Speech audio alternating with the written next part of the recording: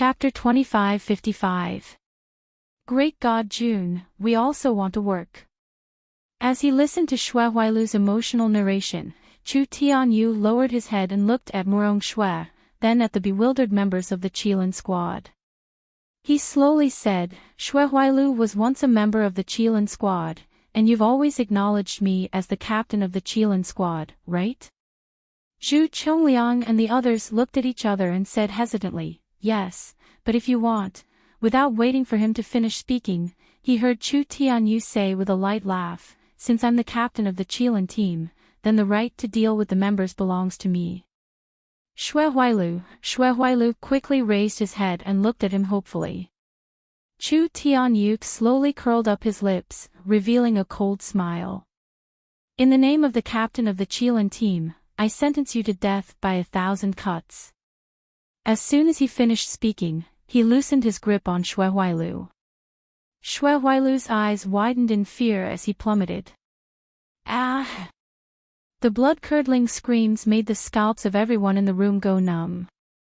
Especially when they saw a ball of flesh and blood struggling to climb out of the surging heavy tide, without any visible skin. However, he was once again engulfed by the densely packed insects. In the end, even the screams became weaker and weaker, leaving only a weak struggle of pain and despair. The servants of the Xue family, who were originally in the torture room, fell to the ground one by one, trembling. Mercy! Mercy! Swish! With a flash of cold light, Chu Tianyu's sword sliced through their throats. After killing all the servants of the Xue family, he turned around and looked at the dumbfounded crowd. From today onwards, I'm no longer the captain of the Qilin team. Remember, the one who killed Xue Huailu today was me, Chu Tianyu. The one who killed the Xue family servants was also me, Chu Tianyu. This has nothing to do with the Kirin squad. Murong Xue shuddered and her eyes reddened. Captain! Duan Wenbin and the others also shouted, Captain, what nonsense are you talking about? As long as you're our captain, you'll be our captain forever. At this moment, they finally realized that Chu Tianyu didn't intend to let Xue Huailu off. Instead, he wanted to take all the responsibility for offending the Xue family. Chu Tianyu ignored them and walked to Mu Yan's side. He bent his knees and was about to kneel down. However, the sound of the zither rang in his ears, and there seemed to be an invisible force in the air, preventing him from bending his body. When Chu Tianyu faced the Kirin team just now, he still had a calm expression. At this moment, he revealed a guilty expression and said hoarsely, Miss, I'm sorry. I acted on my own initiative and implicated you. Chu Tianyu is now Mu Yan's subordinate. Although it was not made public, it would be known one day. At that time, the people that Chu Tianyu offended would implicate Mayan. From now on, I will disappear from your side. Your kindness, I can only. Chu Tianyu's voice was filled with difficulty and pain, but unfortunately, before he could finish speaking, he was interrupted by Mu Yan's sneer. You want to implicate me over such a small matter? Chu Tianyu, don't you think too highly of yourself? Chu Tianyu was taken aback. Senior brother Chu, do you have any misunderstandings about junior sister's ability to cause trouble? Didn't you just kill a piece of trash from the Xue family? Junior sister killed the true heir of the Xue family. Our Xiaoyao school never does business that loses money. Senior brother Chu, you also said that you owe sixth senior sister a lot. Don't you think it's too unkind of you to run away without working? Chapter 2556. Great God June, we also want to work, too. Ticket. Chu Tianyu looks at Mayan in a daze. His emotions are surging like stormy waves, but he can't spit out a word. Just then, Mayan smiles softly and tosses 2 porcelain bottles to Chu Tianyu. Chu Tianyu catches them in the corner and looks at Mayan blankly. Consider it a reward for getting rid of these mortal flies so quickly and efficiently. Mayan says slowly, these 2 bottles contain 10th grade Yang rejuvenation pills and 10th grade barrier breaking pills. It's enough for you to recover to your previous peak cultivation and break through to the nascent soul stage. Chu Tianyo's eyes widen and the hand holding the porcelain bottle can't help but tremble. Damn! 10th grade Yang rejuvenation pill. 10th grade barrier breaking pill. It's fucking sold for a sky-high price in Tianguang ruins, but I, the #1 store in the world, won't sell it at all. How did Captain get 2 bottles so easily? Great God, June. We also want to work. Isn't it just managing Liang Chen's army? We can do it too. And we definitely won't do worse than Captain. Yes, yes. We don't need 10th grade barrier breaking pills, 9th grade, no, 8th grade is enough. Mayan smiles and doesn't pay attention to this group of people. Instead, she hands the other 2 porcelain bottles to Murong Shui. Looking at Murong Shui's severed hand, she sighs softly, these 2 bottles of elixir can cure your injuries, but your severed hand, Murong Shui used to be such an amazing and brilliant combat cultivator.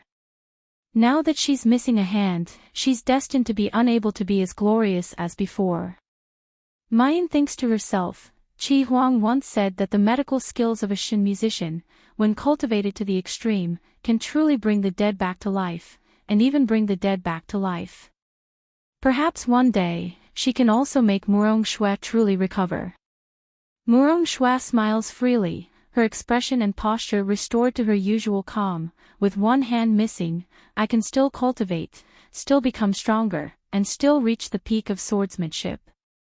Well, the only inconvenience is that, in the future, it probably won't be so easy to tease beautiful men. Mayan can't help but laugh, looking at Murong Shui with eyes full of admiration. She really liked this woman who would rather die in glory than live in dishonor, but was also a carefree and straightforward woman. But when she looked at Luo Yu with a repressed gaze and quickly retracted it. In the end, he could not help but sigh. The goddess has her heart, but King Xiang has no dreams. Luo Yu had always treated Murong Shui as a friend. She didn't have any romantic feelings for her. In the end, Murong Shui could only bury her love in the bottom of her heart. The atmosphere in the torture room had become cheerful and harmonious. However, at this moment, the red lotus soul-stealing blade in Lang Yuma's hand suddenly soared into the sky and slashed towards a corner. The flames surged and burned, accompanied by a woman's blood-curdling screams. Lang Yuma sneered, "You want to use a concealment array to sneak in a corner? Ha, do you really think we've forgotten about you, the executioner?" Feng Yu fell to the ground with burns all over her body.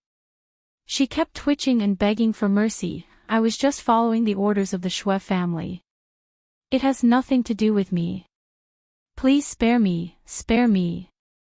As she begs for mercy, she raises her head and looks at the person walking towards her. Her eyes are filled with despair after her hope has been dashed. However, when her gaze falls on Lang Yuma, she stares blankly. Then, she suddenly widens her eyes, revealing an incredulous expression. Lian Yuma, why are you here? Aren't you already dead? Don't panic, the book review area is under maintenance. It said that it will return to normal on the 6th.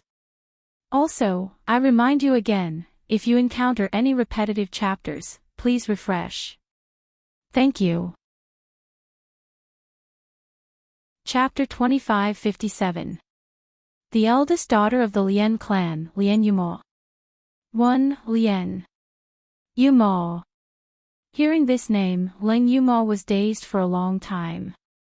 After a long time, he lowered his eyes and looked at Feng Yu. With a scrutinizing look in his eyes, he asked coldly, "Are you from the Lian family?" Feng Yu had yet to recover from the shock. She looked at Lang Yuma's face blankly and aghast. Her body couldn't help but tremble. Luo Yu stepped forward and kicked her. "Hey, my 4th senior sister is asking you a question. Did you hear her?" If you don't want to answer, I'll throw you into a pile of worms to accompany Shui Huailu. Hearing that she would be thrown into a pile of worms, Feng Yu's body trembled. No, no, no, she didn't want to be fed to those poisonous worms. She didn't want to become like Shui Huailu even if she died. Feng Yu calmed herself down and resisted the fear and trembling. She raised her head and looked at Leng Yumo with tears in her eyes. Eldest miss, don't you remember me? I used to be a servant of the Lien clan. When you were young, I took care of you. Leng Yumo looked at her quietly. Feng Yu continued to cry. Ever since you disappeared, the Lien clan mobilized a large number of people to search for you, but they couldn't find any trace of you. Everyone thought you were dead, but I didn't believe it. That's why I came to the East Continent. First, young miss, this old servant is loyal and devoted to you. You must not take this old servant's life. From the moment Feng Yu called out Lien Yumo, the Qilin team was stunned. Because they were in the purple cloud boundary, they reacted immediately. The Lien clan was a rising clan in the west continent of the purple cloud boundary. Their strength was comparable to the top clans. Could it be that Leng Yumo was from the Lien clan? However, the Qilin team quickly realized that this was a secret that belonged to Leng Yumo. It wasn't something they could hear, so they obediently retreated to a corner where they couldn't hear the conversation. Only before Chu Tianyu left, he suddenly stopped and slowly said, Miss Leng, there's something I think it's best to tell you. Feng Yu and Leng Yumo are relatives. Leng Yumo is from the Yunlingling clan, but she's not the master of the clan. She's the daughter of a servant. Yunlingling family. There were countless cultivators with the surname Leng in the Purple Cloud realm, and there were also a few clans with the surname Leng. However, the Leng family of the Yunling was unique and unparalleled. Hearing Chu Tianyou's words, Feng Yu's body couldn't help but tremble. Leng Yumo laughed softly. However, her smile did not reach the depths of her cold eyes. So, you're that woman's lackey. No wonder I've never seen you before. Feng Yu screamed, No, no, no, no. Miss, listen to me, I'm not. Before she could finish screaming, she was already picked up by Leng Yumo. He was about to throw it into the metal bucket. Feng Yu was scared out of her wits. She couldn't care less anymore and shouted hysterically, Madam, I know where Madam is. I know where your biological mother is. I beg you, don't throw me in, don't ah. Leng Yumo's movements paused, and her eyes turned crimson. What did you say? Feng Yu's body was still suspended in the air. She could hear the sound of insects gnawing and Shui Huailu's crying. Her body kept trembling, and she shouted, I really know where your mother is, please spare my life. Chapter 2558. The eldest daughter of the Lien family, Lien Yumo. 2. Leng Yumo clenched her teeth tightly in order to suppress her emotions. Where is my mother? Feng Yu's face was covered in tears and mucus. She looked at the poisonous insects below, her eyes filled with pleading and the desire to live. Leng Yumo revealed a sinister smile. I'll count to 3. If you don't want to say it, then don't ever say it. 1. 2. Feng Yu's intention to act pretentiously and negotiate was immediately dispersed by fear. I'll talk.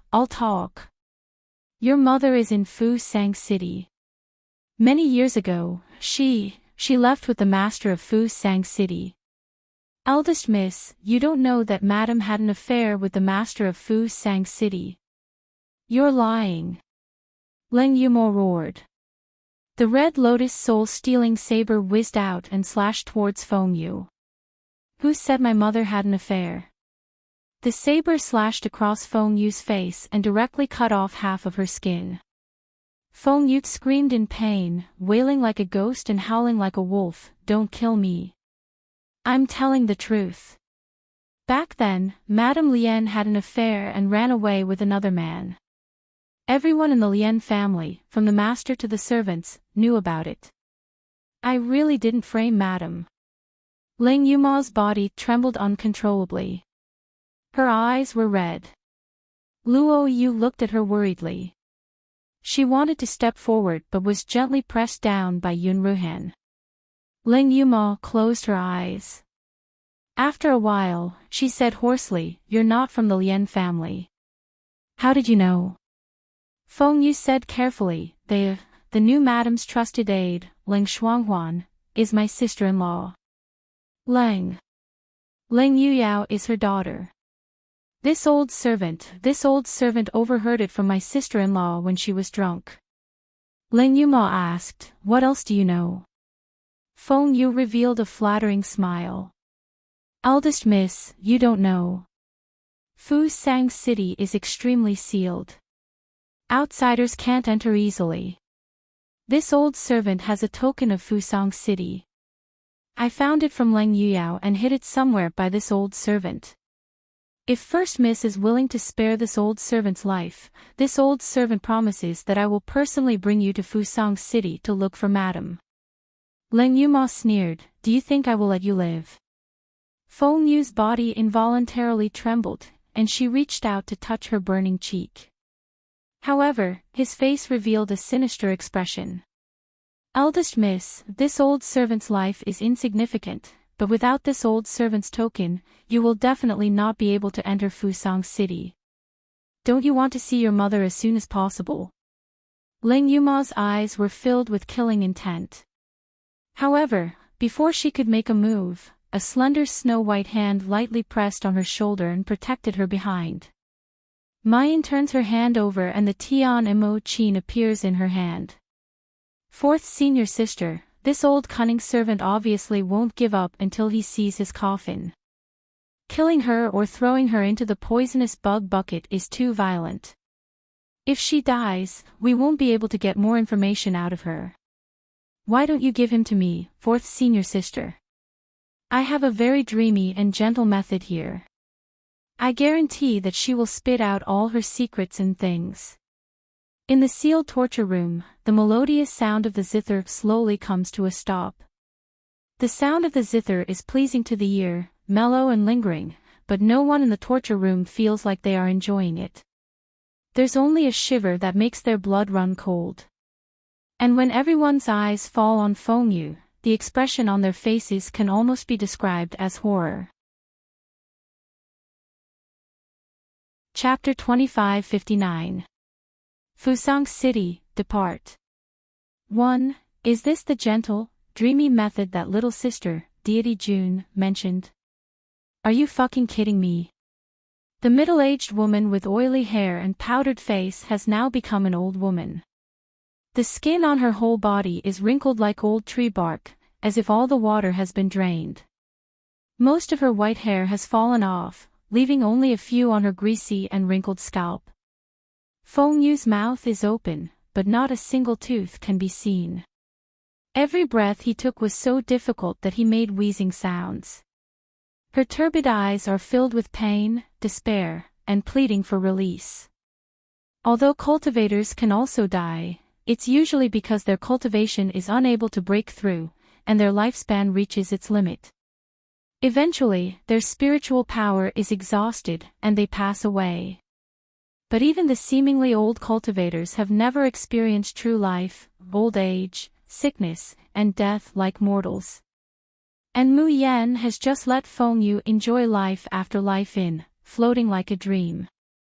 There's not one life where she died of old age, and there's not one life where she didn't suffer all kinds of torture before dying of old age in endless despair. Her blood essence and her lifespan had been drained bit by bit during this endless torture. Feng Yu only thinks that being eaten by poisonous insects is the most terrible thing. But she doesn't know that even the soul is trapped in hell, never to be reincarnated. This is the real despair that makes life worse than death. So, in the process of this song, Feng Yu said all the bad things that she should and shouldn't say, all the bad things she has done in her life. Mu Yan's gaze turns to Leng Yuma, and there's a trace of worry in her eyes. Even so, Feng Yu knows too little. Over and over, she only knows that Leng Yuma's mother is involved with the Lord of Fusang City, and that the new madam of the Lien family is the thread of 1,000 needles. But how exactly is the thread of 1,000 needles, and whether Leng Yuma's mother has an affair, it's all unknown. Fusang City, what kind of place is that? Mu Yan only needs to think about it, and she frowns in disgust.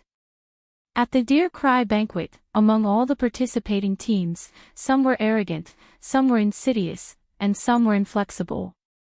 But even the Fly team, that had a lot of disagreements with Mu Yan's group at the beginning, was not as disgusting as the Fusang team. Those people looked down on women and treated women as objects to be trampled on and humiliated at will. They didn't even try to hide it. In that battle, Mu Yan ruthlessly taught the people of the Fusang team a lesson, and even made them the laughingstock of everyone after that. But that doesn't change Fusang City's status as one of the largest cities in Ziyun boundary. Leng Yuma has such clear love and hate, how could her mother cheat? Not to mention willingly going to Fusang City, a place where men were superior to women. Looking at Leng Yuma, Yen, and Yen. Xiao 4. Although Leng Yuma was a woman, she had always been the most carefree in the Xiaoyao sect. He didn't bother about trifles and was carefree. He didn't feel sad at all. Most of the time, people would even forget that she was also a young girl. For many, Luo, 2,1,477 yen. XT Leng. Sister, Ling 6 Leng Yuma chuckles. She suddenly steps forward. The red lotus soul-stealing blade in her hand flashes, and Feng Yu's head is cut off. She walks in front of Yun Ruhen, lowers her head, and says hoarsely, "Big brother, I want to leave for a while." Chapter 2560. Fusang City. 2. Asking for votes, Yun Ruhan sighed and patted her head. "Do you want to go to Fusang City to find your mother?" Leng Yuma was silent for a long time before replying hoarsely, "Yes." Yun Ruhan said gently, "Yuma, have you forgotten? The Xiaoyao sect is one, and we have to advance and retreat together. If you want to leave your fellow disciples behind and go to Fusang City, will you ask them if they agree?" "Of course not. Fourth senior sister, we've always gone through thick and thin together. Don't think of leaving us behind. You didn't bring me along when you went to the Woodfern secret realm. This time, no matter what, I'm going with you." "Go, with fourth junior sister." Leng Yuma's eyes, which had always been calm, became wet. Even her voice became hoarse. Fusang City is the largest city in the western continent of the Purple Cloud realm. It's also one of the most mysterious sects in the entire cultivation continent. All these years, there have been people who wanted to break into Fusang City, but they all disappeared without a trace. Even their corpses haven't been found. Most importantly, Leng Yuma took a deep breath. "Also, I'm not sure if my mother, if she did it willingly." Leng Yuma couldn't bring herself to say the word cheating. Her hoarse voice was calm, but she couldn't suppress the pain in it. "Back then, I saw my mother's handwritten letter. That letter had her soul imprint. Unless she was willing, no one could copy it. I still didn't believe it. I chased after her like a madman. I chased her for a very, very long distance. My mother looked at me from afar, but she didn't hug me as she used to. Instead, she snuggled into a man's embrace. The ship flew far away. I shouted at the top of my lungs, but I didn't get any response." Leng Yuma had been conflicted all these years. She used to crazily want to find her mother and ask her why she left her so coldly. But sometimes she curled up in the Xiaoyao sect, afraid to hear any news of her mother. Because she didn't know what answer she wanted to get even if she found her mother. But now, all of a sudden, news of her mother had appeared in front of her. Ling Yuma was speaking intermittently. Suddenly, her body was embraced by someone. Mu Yan hugs her tightly, her warm and soft breath wrapping around her. Fourth senior sister, it's okay. No matter what the truth was back then, we will face it together with you. Do you still remember the killers sent by the Tiani men? Do you still remember the demon Jiu Sha from 5th senior brother's hometown? Do you remember the games we won one after another? Our Xiaoyao sect has never had a smooth journey. The killers of the Tiani men are immortals. Against them, we would have died without a doubt. Fourth senior sister, why didn't you retreat at that time? Ling Yuxing also said, Jiu Sha wanted to kill me and brother Qing, and threatened my parents. Fourth senior sister, you risked your life to help me back then, but now you want us to abandon you. What kind of logic is this? Ling Yuma blinked her eyes with all her might to hold back the tears that had welled up in her eyes. She whispered, the motto of the Xiaoyao school is to keep a low profile. Luo, you couldn't help but laugh. You actually believe that? Eldest senior brother doesn't believe it now. With junior sister here, why don't you keep a low profile for us to see? Babies, do you still remember Fusang City? Chapter 2561. You want the Tian Mo Chin. Fine, I'll give it to you. 1. Hee, the so-called low-key, to put it bluntly, is just Big Brother deceiving himself. Yun Ruhan smacks Luo Yu and Ling Yuxing's heads, and lightly says, the pill competition is over, and I don't know what to do next. Now, I don't have to choose a place. 3 days later, the carefree team will go to Fusang City. With this order, Luo Yu and the others immediately cheer, long live Big Brother. Ling Yuma looks at the people around her. They don't ask about her past. They don't sympathize with her, comfort her, or accommodate her. Only when she needs them the most, they accompany her with an ordinary smile. Ling Yuma's face can't help but reveal a shallow smile. It's really good to have you guys around. After everything is done, Mayan removes the dark night cage. Chu Yuanlei carries Murong Shui on his back, and they quietly leave the torture room. After all, the Shui family is a colossus, and the number of leaving body stage cultivators raised by the family is unknown. It's not something that the young and immature carefree team and Qilin team can deal with. However, as soon as they walk out of the torture room, Mayan's face suddenly changes. The Tian Mo Chin appears in her hand, and her fingertips suddenly play. A halo of light shrouds everyone present. Divine hands weave the heavens, activate. Boom! There's a loud noise, and Mayan suddenly spits out a mouthful of blood. The entire shield also shakes violently. A group of rats, what do you think my Shui family is? You killed my son, and you still want to come and go as you please in my Shui family. In the next moment, hundreds and thousands of people dressed in the Shui family's guard uniforms appeared and surrounded them. Shui Minglang is wearing a black robe embroidered with golden patterns. He hovers in the air, looking down at them. His eyes are burning with anger. But when his gaze falls on Mayan, there's a hint of fear and greed in that anger. He greedily looks at the Tian Mo Chin in Mayan's hands. From a long time ago, the Shui family knew that the carefree team had an auxiliary artifact in Mayan's hands. They had tried every means possible to get this treasure. However, the final result was that they didn't get the artifact, and the Shui family lost an heir. Shui Minglang hated this woman to the extreme. However, those who returned from the Woodfern secret realm all said that the power behind Mayan was extremely powerful, and that they couldn't afford to offend her. Even Long Ting's attitude towards Mayan shows that she's not ordinary. Shui Minglang's heart was vicious and cruel, but he was extremely cautious. Even if he hated them to the extreme and was greedy to the extreme, he did not dare to act rashly. But things were different now. Now, June Mayan has delivered herself to the door. Sneaking around in the middle of the night, they probably didn't want to make a scene. That meant that even if they died here, no one would know. Once he thought of this, the anger and sadness in Xue Minglang's heart from his son's death slowly faded, replaced by greed and excitement. Murong Xue's face was as white as snow, filled with regret and guilt.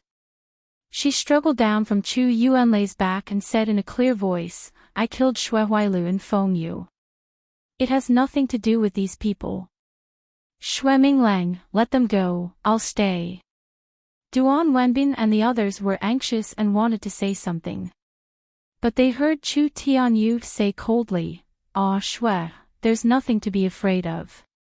Before entering the Xue family, I already sent a message to the Duan family, the sect of Dragon and Tiger, the Zhu family. If Wenbin and the others can't return, I'm sure that many people will come looking for the Xue family. Chapter 2562. You want the Tian Mo Qin? Fine, I'll give it to you. 2. Xue Minglang stares blankly at first, then he understands what Chu Tianyu is saying. His face immediately distorts. The Duan family of the southern continent, the Zhu family of the western continent, these are the top families of Xiyunjia.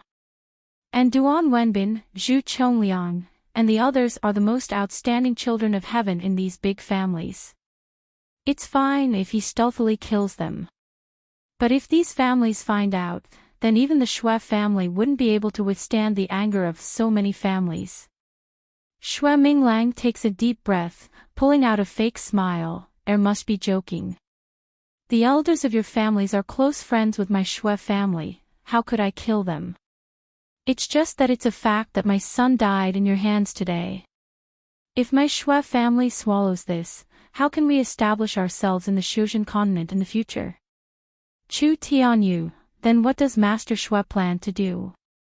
Xue Minglang's gaze sweeps over Mayan, the blazing light in his eyes brightening. How about this? I don't want your lives today, I just want the zither in Murong Xue and Mayan's hands. My Xue family will swallow this, how about it? Seeing that the people below are about to speak, Xue Minglang chuckles, interrupting. Murong Xue was brought back by my Xue family from the Murong family, she's my Xue family's daughter-in-law. I cannot tolerate you taking her away. Then, his gaze falls on Mayan. Miss June, I've heard a lot about you. This old man's 2 sons have fallen in your hands, does Miss June have anything to say? Mayan thinks for a moment, beaming, restrain your grief and accept fate. Xue Minglang's smiling face distorts. June Mayan, I know you have someone backing you. But if my Xue family throws caution to the wind and make you stay here today, I'm afraid that your backer won't be able to rush over in time, and you won't be able to eat well. Today, I'll ask you one thing, the lives of my 2 sons in exchange for the zither in your hands, will you trade or not? Mayan's fingertips lightly pluck the Tian Mo Qin, a smile that isn't a smile. And if I don't trade? Xue Minglang's face instantly becomes as gloomy as water. The muscles on his face twitched slightly, and his eyes were as cold as a poisonous snake's. Do you think I'm giving you a choice by asking you this question? Today, you came to my Xue family and killed my son. Then, you have to give this zither to me, even if you don't want to. I'll ask again, June Mayan, will you hand over the zither in your hand? Under the moonlight, the girl's skin was as white as snow. Her peach blossom eyes were clear but bottomless. The corners of her mouth gently hooked into a disdainful smile. Sorry, you're too ugly to be worthy of my zither. Therefore, I still don't want to give it to you. Xue Minglang's patience finally ran out. With a furious roar, his entire person soared up to the sky, heading straight for Mayan. Courting death. The faces of Duan Wenbin and the others greatly change, and they hurriedly want to help Mu Yan resist. Because they knew that Xue Minglang would not dare to kill them. However, Before they could do anything, the Shui family's guards immediately surged forward like a tide. Several Yuanying realm cultivators surrounded one person. They were immediately at a loss of what to do, like trapped beasts unable to escape. Chu Tianyu, who was still strategizing and reasoning with Shui Minglang just a moment ago, has a panicked and worried expression on his face as he looks towards Mayan. "Miss, be careful." Bang! There was a loud noise, and the energy that burst out directly caused more than half of the torture room to collapse. In the middle of the night, two silhouettes hover in two different directions. On one side is a pale-faced beautiful girl with a trace of blood at the corner of her mouth. Chapter 2563. You want the Tian Mo Chin? Alright, I'll give it to you. 3. On the other side was a leaving aperture realm expert with a look of shock on his face. The sound of the zither reverberated in the night sky, giving off a kind of soft and dreamy feeling. However, who knew how much killing intent was mixed within the zither music? In Shui Minglang's eyes, there was an unconcealable shock. You're only at the first level of the nascent soul stage, how can you block my full force attack? Mayan wipes the blood from the corner of her mouth and chuckles, guess. Shui Minglang can no longer be bothered with the anger of being toyed with. His gaze falls on the Tian Mo Chin in Mayan's hands, becoming hotter and more greedy. It was because of the divine artifact. It must be because of this divine artifact. Therefore, Jun Mayan, a mere nascent soul cultivator, was able to withstand his attack. This zither was a combination of support, attack, and defense. It was simply tailor-made for the Shui family. Today, no matter what, he must get his hands on this zither. Shui Minglang suddenly looked down at the people who were surrounded by the Shui family underlings. The corners of his mouth slowly lifted as he said in a clear voice, "Don't touch the people from the Qilin team. Capture these little bastards from the Carefree team for me. If they dare to resist, kill without mercy." Mu Yan's expression changes. His originally careless eyes were dyed with coldness and fierceness. With her current cultivation, she was naturally no match for a leaving aperture realm pinnacle cultivator. But the Shui family was different. The Shui family specialized in support, so they were actually very weak in terms of combat. Although she could not beat Shui Minglang, but she could delay for time.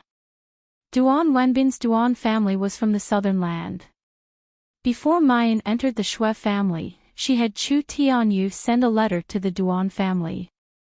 If they were not out of trouble by tomorrow morning, the Duan family would come to the Shui mansion to ask for them. From the very beginning, Mayan gambled that the Shui family wouldn't care too much about their good-for-nothing son, Shui Huailu. After all, it wasn't that Shui Minglang didn't have any other sons, it was just that his other sons weren't that talented. He would be able to find a suitable successor by nurturing them or giving birth to a few more grandchildren. But Mu Yan didn't expect that Shui Minglang would covet the Tian Mo Chin so intensely. It was so intense that they didn't hesitate to offend the other clans. It was so intense that he wanted to kill Yun Ruhan and the others. Seeing the change in her expression, Shui Huailu laughed sinisterly. "I know everyone in the Carefree team is a genius. 1 against 100, invincible in the same realm. But my Shui family is a 1,000-year-old family after all. We don't lack experts. If one nascent soul cultivator can't kill your martial brothers, what about 2? What about 3? What about 10 or 100? Jun Mayan, I'll give you one more chance. Are you going to watch as your senior and junior brothers die? Or hand over the Tian Mo Chin in your hands?" Mayan sneers, "You want the Tian Mo Chin? Alright, I'll give it to you." Finishing her words, she raises her hand. The Tian Mo Chin turns into a stream of light and flies towards Shui Minglang, finally stopping in midair. Shui Minglang instantly revealed a look of ecstasy. However, he was still extremely cautious. He did not reach out to take the zither. Instead, he ordered a leaving aperture cultivator behind him, "Bring the zither to me." That leaving body cultivator promptly flies forward, carefully holding the lustrous body of the Tian Mo Qin with both hands, bringing it in front of Xue Minglang. "Perfect, it's really perfect." Xue Minglang looks at the antique zither in front of him. Under the moonlight, the zither is flowing with a mysterious luster, and his eyes are filled with infatuation. After the Tian Mo Qin's second advancement, the originally plain and ugly zither has become simple and beautiful, with a sense of texture. Red light flows on the zither's body, and a complex and elegant pattern can be faintly seen. Chapter 2564. You want the Tian Mo Qin? Fine, I'll give it to you. 1. Today's Tian Mo Qin, anyone who sees it would know that it's a priceless treasure. Xue Minglang's hands can't help but tremble. He slowly reaches out and presses on the strings. The strings make a humming sound, crisp and pleasant to the ear. An unforeseen event happens at this moment. A colorful light bursts out from the zither, turning into a gorgeous explosion like fireworks. Xue Minglang doesn't even have time to react to what's happening. His long-established instincts make him feel extreme danger. He doesn't even think about it, and pulls that leaving body stage subordinate over to shield his chest. Puchi. This is the sound of a sharp blade piercing through the heart. The light dissipates, and Xue Minglang slowly lowers his head. He sees that in front of him, a transparent sword has pierced through his heart, and his pupils suddenly contract. This third-rank leaving body stage subordinate didn't even have the chance to make a sound before he breathes his last. The fear of surviving a calamity surges in his heart. The transparent sword shakes and whistles as it flies back to Mayan's hand, turning back into the Tian Mo Qin. Xue Minglang slowly exhales, coming back to his senses. The blue veins on his face bulge, and boundless anger makes him roar, "Jun Mayan, you dare to play with me again and again. Do you really think that my Xue family is easy to bully? Kill!" He waves his hand, and roars at the Xue servants below, "Kill the carefree team for me.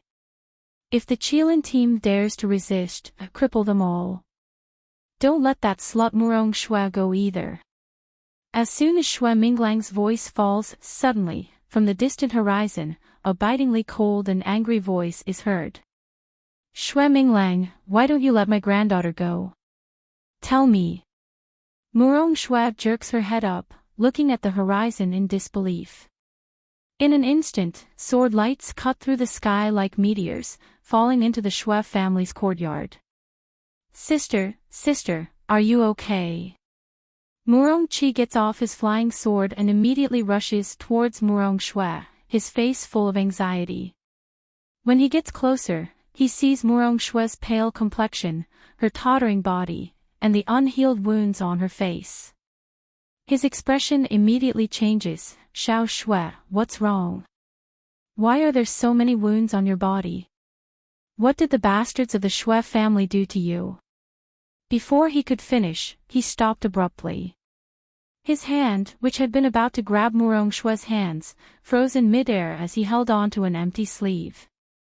"Little Xue, sister, your hand, how did your hand?" Murong Xue's eyes reddened. Her voice was slightly hoarse, but a smile spread across her face. "Big brother, I castrated Xue Huailu with my own hands and took his life. I think it's worth it to use one of my hands in exchange for happiness and freedom." Murong Qi's eyes reddened. The 7-feet-tall man pinched his sleeves and turned around. He hunched his back and suppressed the sobs coming from his chest. "Brother, I can still practice swordsmanship with one hand." Murong Qi could not hold it in any longer. He hugged her and his hot tears dripped onto her neck. I'm sorry, Xiao Xue. I'm too useless. Our Murong family is too useless." Murong Xue blinked, tears rolling down her cheeks. However, a faint smile appeared on her face. On the other side, Xue Minglang looked at the Murong family with a violent and unfriendly expression. Murong Yan, what's the meaning of this? I just cured Xue Sha for you. Is this how you repay the Xue family? Tian Mo Qin, hee, I'm an inauspicious zither. Whoever tries to steal it will know the consequences.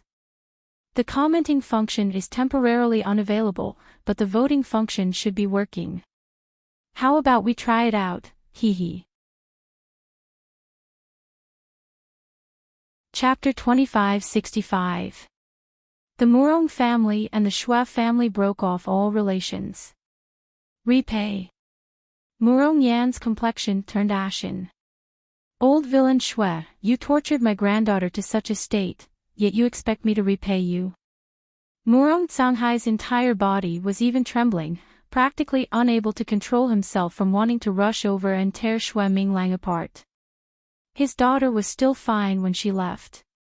But now, things had turned out this way. The regret and guilt in his heart were like knives cutting into his heart, almost cutting him into pieces. Xue Minglang gritted his teeth. Why don't you ask what your precious daughter did? As my son's concubine, you actually dared to harm my son like this. I'm only punishing her, not killing this bitch. That's the kindness of my Xue family. The long sword in Murong Canghai's hand was unsheathed as he charged towards Xue Minglang like a madman. I don't care. It must be your Xue family that bullied my daughter. I will seek justice for my daughter. Xue Minglang dodged Murong Canghai's sword to the side. His expression was ugly, and his eyes were filled with impatience. How could he have the energy to deal with the Murong family now? What he wants is the zither in Mayan's hands. She's just a broken flower that my Xue family has abandoned. If your Murong family wants to take her back, then take her back. Xue Minglang waved his hand. Bring your people and leave immediately. Don't be an eyesore in my Xue family. The members of the Murong family all had ugly expressions on their faces, but they did not move. Xue Minglang laughed coldly. What? Murong Yan, Murong Canghai, now that you have treated the baleful blood qi in your bodies, do you think that it will not happen again? From now on, no one from the Murong family needs my Xue family's help to cure Xue Sha. As soon as these words were spoken, it was as if a bucket of cold water had been poured over the Murong family's originally ferocious momentum. Endless resentment and grievance, but there was nothing he could do. Xue Minglang looked at their expressions and revealed a pleased expression. Even when he saw Murong family's menacing army approaching, he did not feel the slightest bit of fear. Murong family's blood fiend, which could erupt at any time, was like a puppet string that was tightly held in his hand. As long as he pulls the strings, the Murong family can only listen to him. Murong Xue was shocked. Jun Mayan and the others have come to save her. She would rather die than abandon her companions, abandon her savior, and escape. She was about to step forward and say something, but Murong Qi was one step ahead of her. He suddenly turned around. His scarlet eyes swept across the faces of every single member of the Murong family. Murong Yan, Murong Canghai, as well as his uncles, cousins, and cousins. When did my Murong family become so petty and cowardly? Just because of a Xue Sha, he trapped us. They made us become the Xue family's puppets. They made us, the Murong family, live without any dignity. Murong Qi took a step towards Murong Xue and tugged at her empty sleeves. Did you see that? Is this what you call a good life for my sister? This is what you meant when you said that the Murong family only needs to sacrifice a little. Murong Qi's gaze swept across the half-collapsed torture room, and the hellish scene inside came into view. His heart ached so much that he could hardly breathe. We are Xiao Xue's relatives, but in the end, the ones who risked everything to save her weren't us, but these people who have nothing to do with the Murong family. I can't imagine what would have happened to my sister if they had come a step too late. Would she still be alive? And you? Murong-chi pointed at every member of the Murong family, his hoarse voice almost bursting with anger. On the day of the college entrance examination, all the examinees, the comment function of the book review and comments area has returned to normal. Chapter 2566. Murong family and Shui family, cut off all ties, too, but you plan to sacrifice my sister's benefactor in exchange for your future survival. The so-called Murong family, the so-called prestigious family of Purple Cloud World, if they are all such cowardly and useless cowards who cannot tell right from wrong, then I would rather not be born into the Murong family. Murong-chi's words were righteous and forceful. Like a heavy hammer, it ruthlessly smashed on the hearts of every Murong family member. This heavy hammer had smashed open a bloody wound on their pride. But it also revealed the righteousness within, the sincerity of not fearing death. A young girl of the Murong family straightened her back. I'm not leaving. Father has taught me to be grateful since I was young. These people saved Sister Ah Shui, I have to protect them. Murong Shui's uncle's eyes were red as he gritted his teeth. I've lived for so many years, but I'm not as smart as Ah Chi. That's right. So what if it's Blood Fiend? At most, it's just a life. I'll reincarnate thousands of years later, and become a powerful person again. Flatten the Shui family, take revenge for our Ah Shui. These people are Ah Shui's benefactors, and also the benefactors of our Shui family. We definitely cannot let Shui Minglang, that old bastard, harm them. Murong-chi's words were like a sudden clap of thunder that awakened everyone in the Murong clan. They, who were previously cowering and indecisive, now all straightened their backs and formed a circle, protecting the Qilin team and Carefree team in the middle. Shui Minglang simply could not believe what was happening in front of him. Murong Yen, Murong Canghai, are you crazy? Do you really want to die the next time the Blood Fiend acts up? Murong Yen waved his hand, his long sword unsheathing. The strongest technique of the Murong family, true flame chop, mercilessly chopping towards Shui Minglang. I, Murong Yen, swear in the name of the current head of the Murong family, from today onwards, no one from the Murong family will be allowed to seek help from the Shui family to cure Blood Fiend. Those who surround me will be expelled from the Shui family, and all ties will be severed. Murong family and Shui family, from today onwards, all ties will be severed. Ah! Shui Minglang screamed, falling to the ground, his chest bleeding profusely. His body twitched and fell to the ground, unable to get up for a long time. More than half of the Shui family subordinates were slaughtered by the Murong family. Only the Golden Core stage cultivators were left, shivering in fear. When Shui Minglang saw this miserable scene, he wished that he could faint. Murong Yen, how dare you? How dare you? After this battle, more than half of the nascent soul and leaving aperture cultivators of the Shui clan had perished, and it had suffered a great blow to its vitality. It was no longer able to maintain its status as a first-rate clan. Murong Yen looked down at Xiaoqin coldly. When you forced and abused my granddaughter, you should have thought of this day.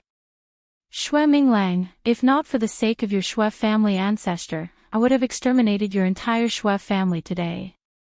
However, from now on, your Shui family had better not appear in front of the Murong family.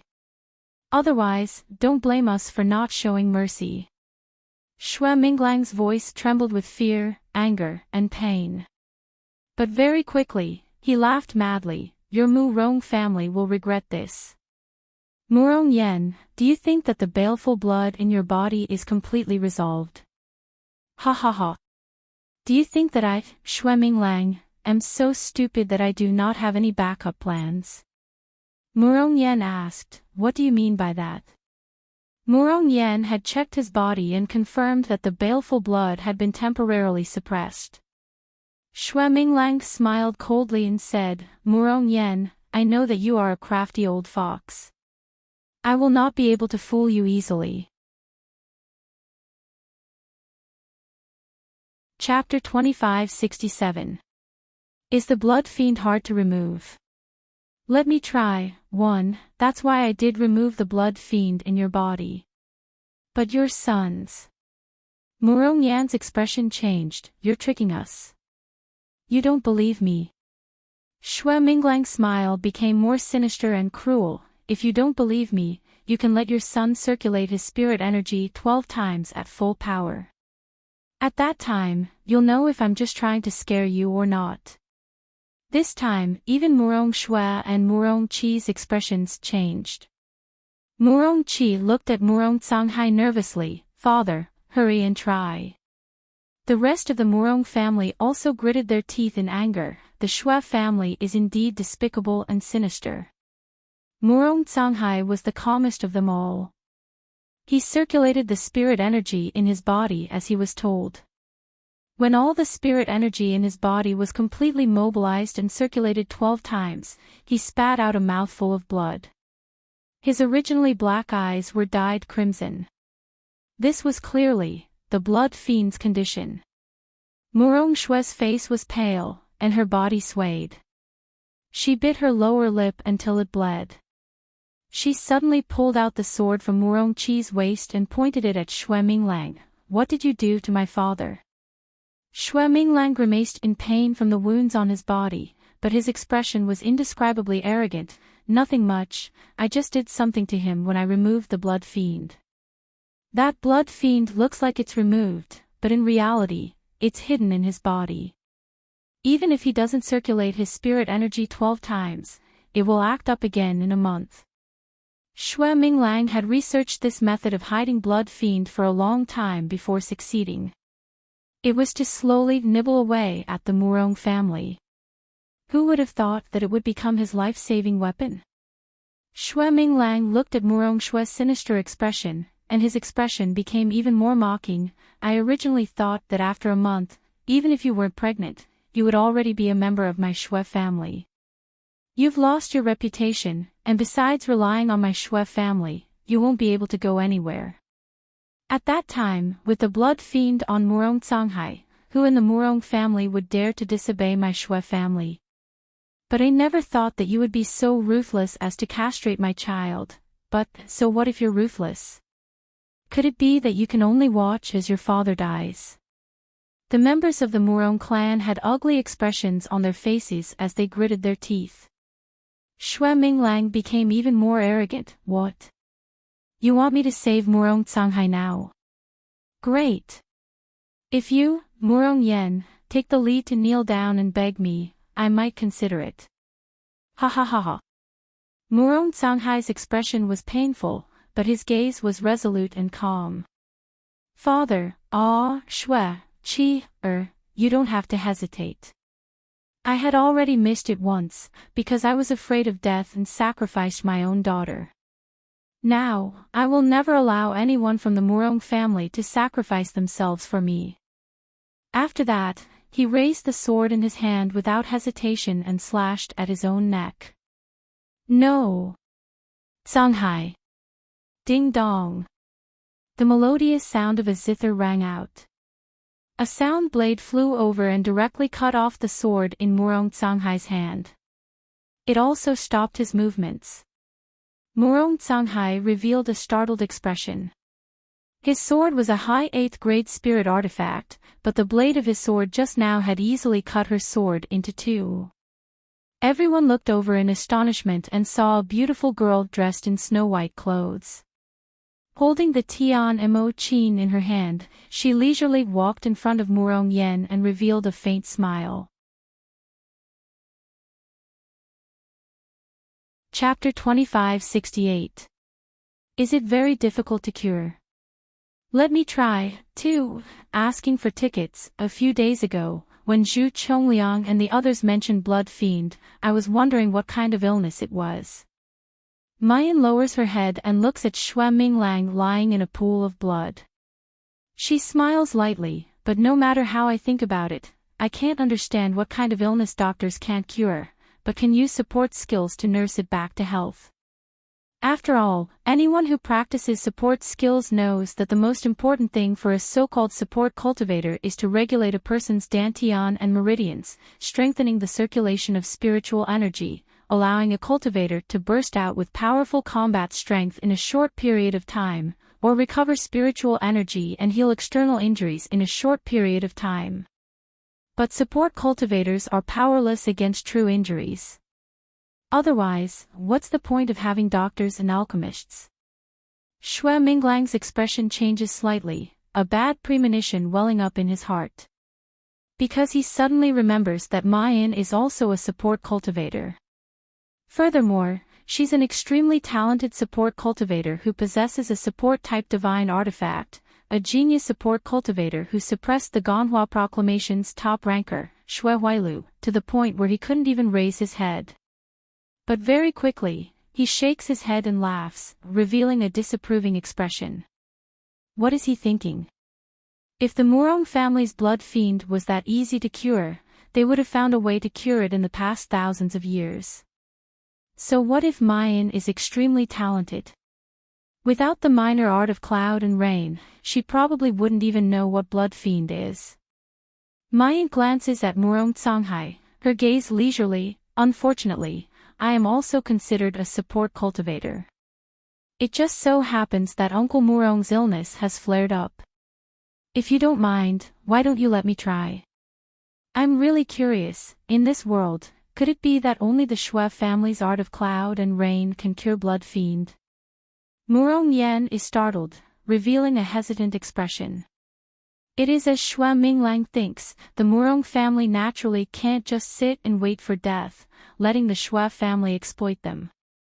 All these years, it's not that they haven't thought of other methods. Especially finding cultivators who are good at support and trying to cure blood fiend. But without exception, they all failed. The Xue family's art of cloud and rain is the only support cultivation method in this world that can restrain blood fiend. Xue Minglang can't help but laugh loudly. Mayan, you want to use your support skill to cure Murong family's blood fiend. Ha ha ha, stop daydreaming. Do you think that all support skills are the Xue family's art of clouds and rain? Mu Yan ignored him, looking at Murong Yan instead. Murong Yan frowned without saying anything. Murong Xue quickly said, Grandpa, let Jun Imosia try. You haven't seen her support skills with your own eyes. Compared to the Xue family, she's stronger. Murong Yan shook his head gently and sighed. How is this a problem of the strength of the supporting abilities?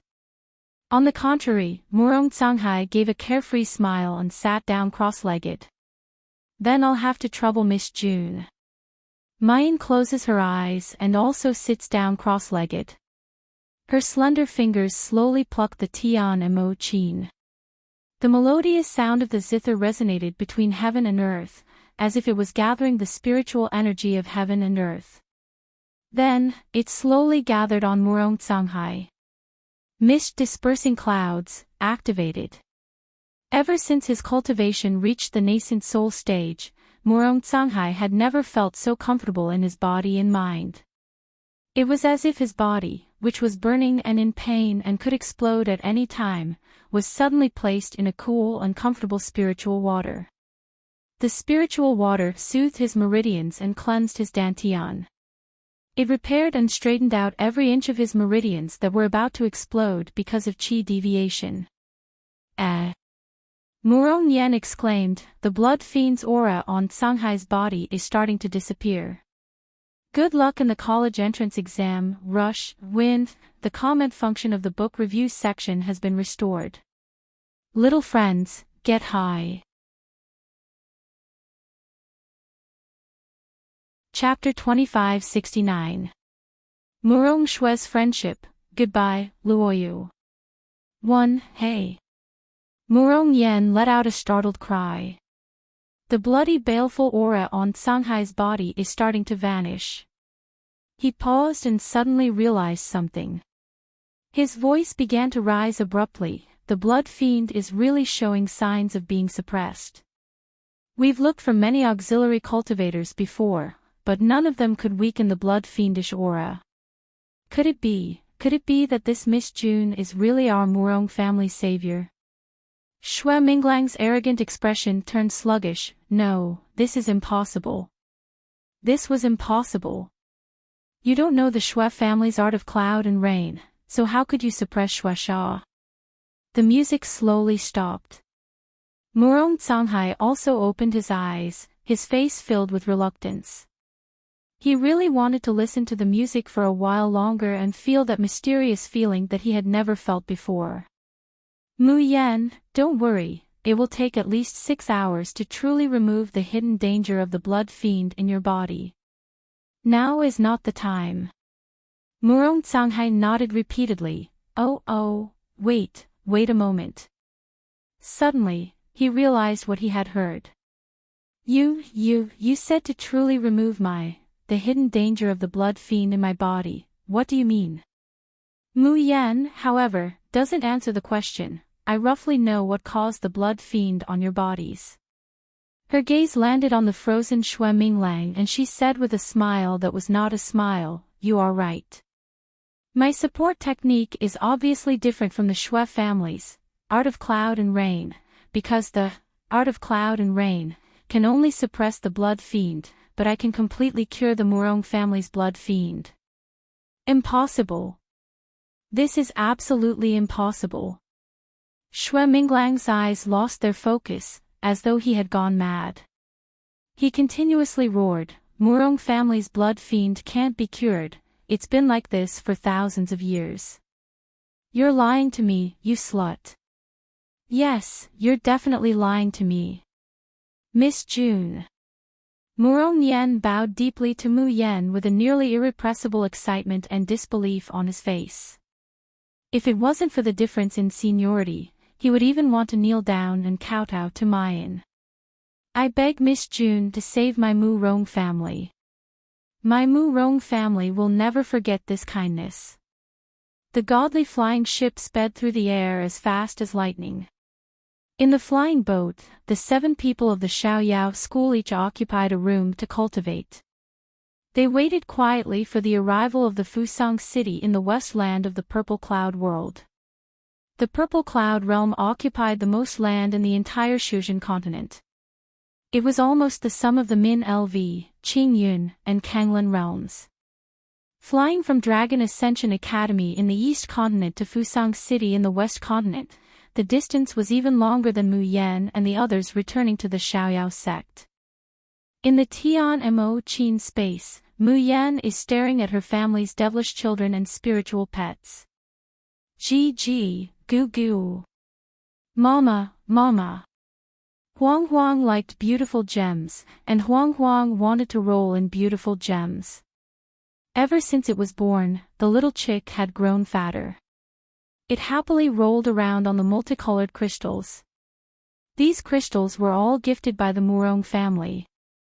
Nominally, it was a top-grade crystal stone, but in fact, the spiritual power and purity it contained were far higher than ordinary top-grade crystals. It was only slightly inferior to the obsidian crystal. On the cultivation continent, it could be said to be priceless. As for the Murong family, they had given her dozens of Qinkuan bags. Each bag could be stacked as high as a mountain when she poured them out. Yes. Mu Yan had truly cured the blood fiend for the Murong family. The so-called blood fiend was a kind of hereditary disease of Meridian's disorder. This disease was hidden in the Dantian. Once one's cultivation broke through the nascent soul stage, and the spiritual power accumulated to a certain extent, it would be triggered. Chapter 2570. Murong Xue's Friendship, Goodbye, Luoyu. 2. Once the blood fiend is triggered, the practitioner will gradually fall into an uncontrollable state of madness. The profound qi in the body will be absorbed by the blood fiend bit by bit until death. When Mu Yan first heard about the Blood Fiend and the Shui family's auxiliary cultivation method, the art of clouds and rain, she immediately thought of the Shin musician's only skill for cultivating inner demons, mist dispersing. Sure enough, when she tested it on Murong Songhai, she found that mist dispersing could not only suppress the Blood Fiend, but it could also repair the meridians. It could completely cure the Blood Fiend. In the next few days, Mu Yan stayed in the Murong family. For those who were above the nascent soul realm and showed signs of blood evil, she used the skill, mist dispersing clouds, to completely cure them. As for those whose cultivation bases were lower and had not yet triggered the Blood Fiend, a type of pill was concocted for them. The principle of this elixir was similar to mist dispersing, but it wasn't as effective. But as long as they took enough elixirs, the cause of the Blood Fiend could be removed bit by bit. When Mu Yan said that from now on, the Murong family would no longer be controlled by the Blood Fiend, Murong Yan and the others knelt on the ground, tears streaming down their faces. Murong Yan and the others immediately knelt on the ground, tears streaming down their faces. They thanked Mu Yan and thanked the heavens for giving their Murong clan a chance at life. Then, to thank Mu Yan, Murong Yan brought the people of the Xiaoyao school to the Murong family storehouse. They could choose whatever they wanted inside. At this moment, the 7 people of the Xiaoyao school, including the black-bellied, calmest, and most secretive Chu Moli, couldn't help but feel excited. When Mu Yan and the others came out of the Woodfern's secret realm, they thought they had become rich overnight. However, looking at the Murong family storehouse, they finally understood what it meant to be truly rich and powerful, and what it meant to be a truly profound and prestigious family. In short, in the end, the things in the storehouse were moved to the flying boat by the Murong family. In the Xiaoyao school, only Mu Yan and Chu Moli had high-grade storage tools that could store a lot of things. The Murong family even gave everyone in the Xiaoyao school a high-grade storage ring that was dozens of square meters in size. When they left the Murong family, Murong Shui, who had already recovered, came to see them off. She hid her feelings very well and only said goodbye to Luoyu as if they were good friends. Murong Shui was wearing her favorite red dress. She looked bright and beautiful, like the most dazzling sun in the sky. She was so beautiful that no one could take their eyes off her.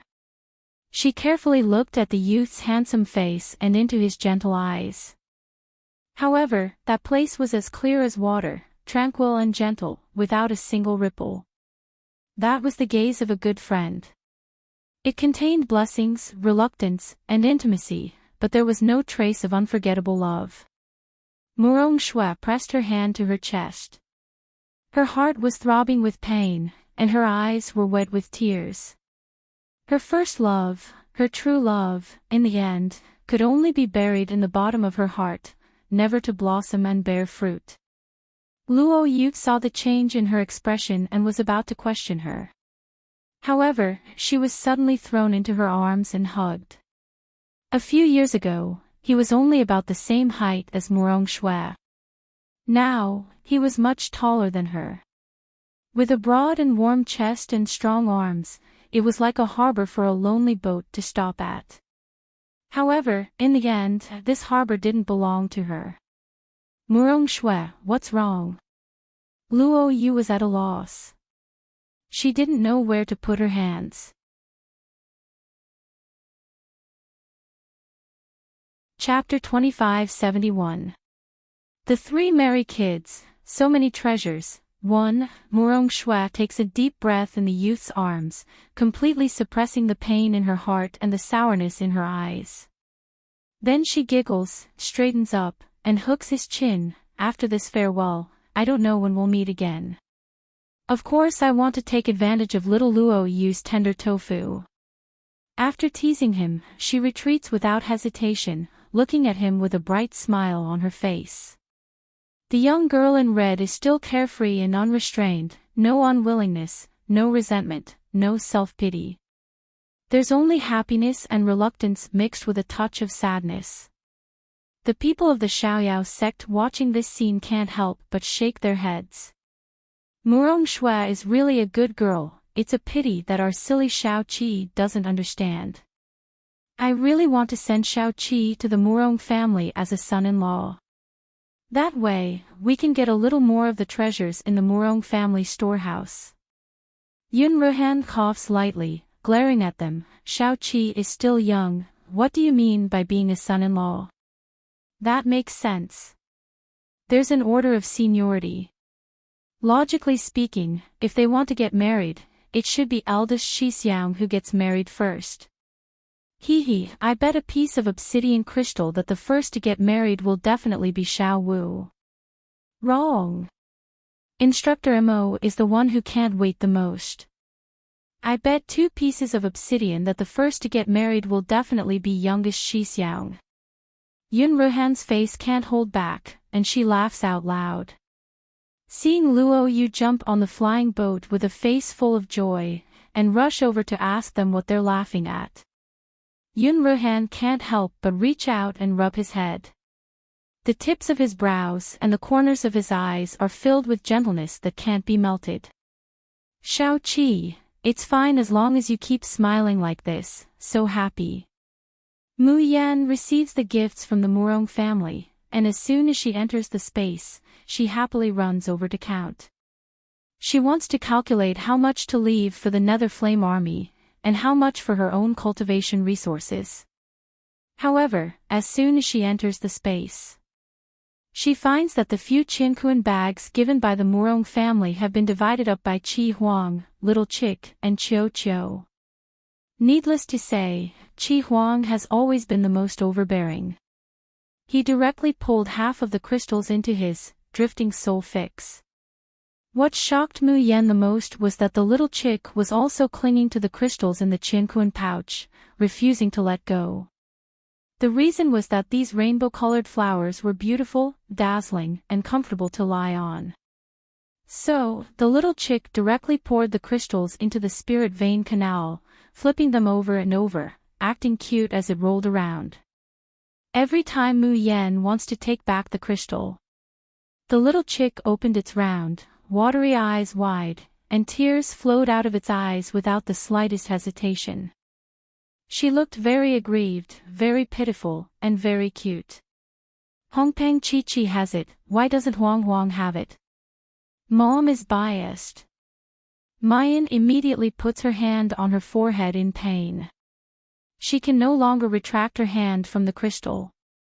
Seeing that she wasn't taking the crystals anymore, the little chick immediately retracted its tears and rolled around happily on top of the crystals.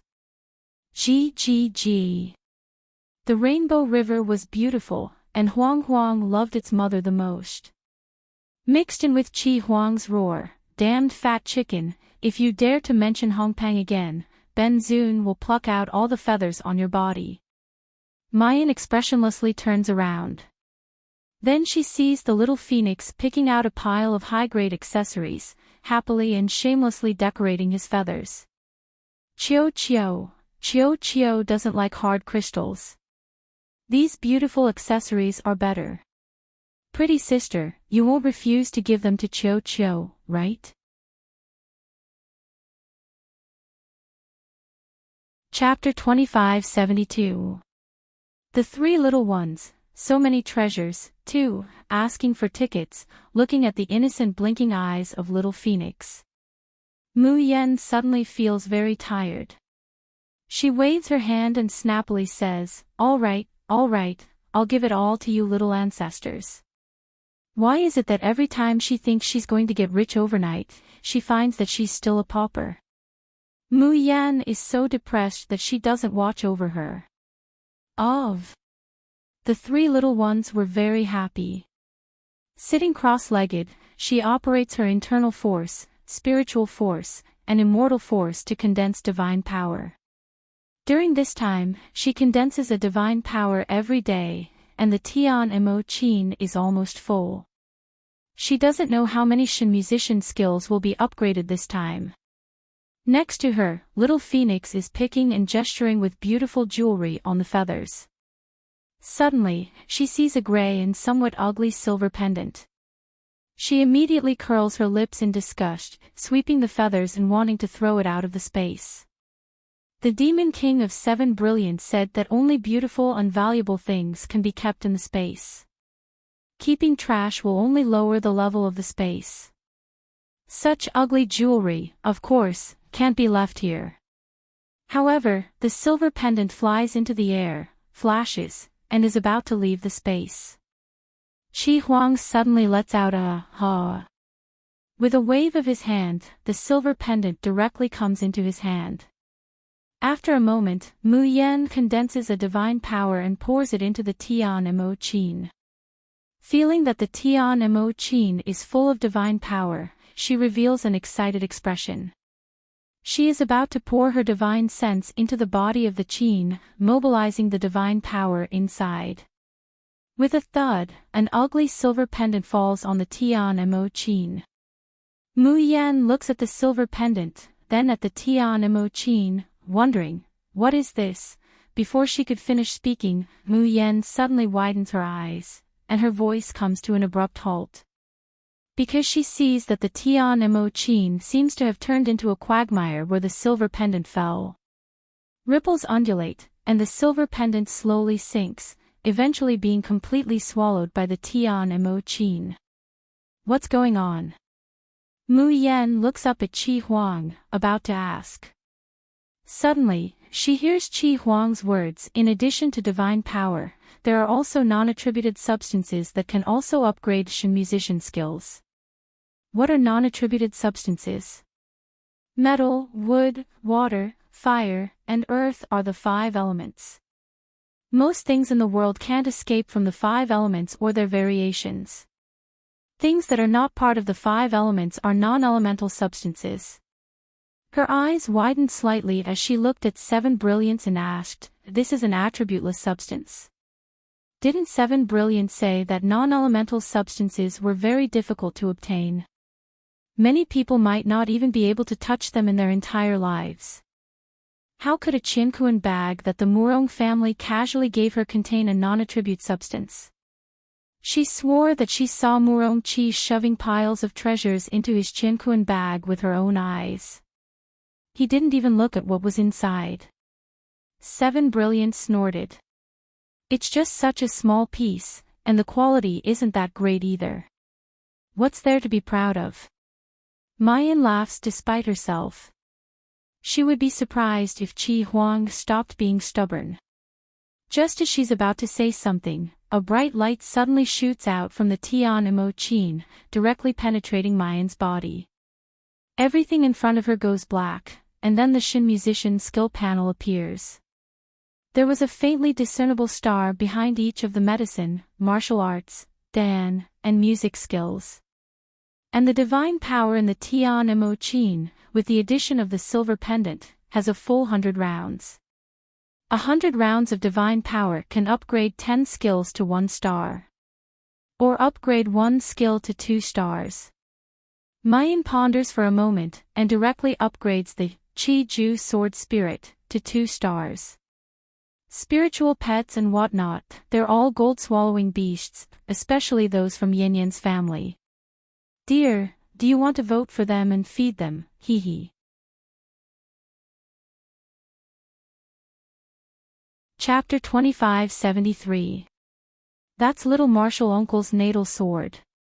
The trip to Fusang City is unpredictable. What Mu Yan needs most now is to strengthen her combat strength.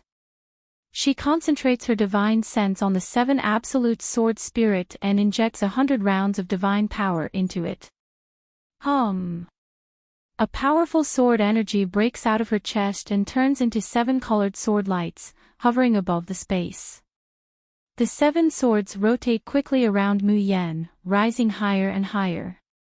Finally, they converge in mid-air and turn into a crystal-clear long sword. Mu Yan closes her eyes and grabs the void with her right hand. The transparent long sword slowly shrinks into a small sword the size of a palm and falls into Mu Yan's palm. The moment the 7 absolute sword falls, Mu Yan's palm is cut open. Blood gushes out of her palm and is instantly swallowed by the 7 absolute sword. The small sword exudes an unparalleled powerful sword energy, and under the control of Mu Yan's divine sense, it slowly disappears.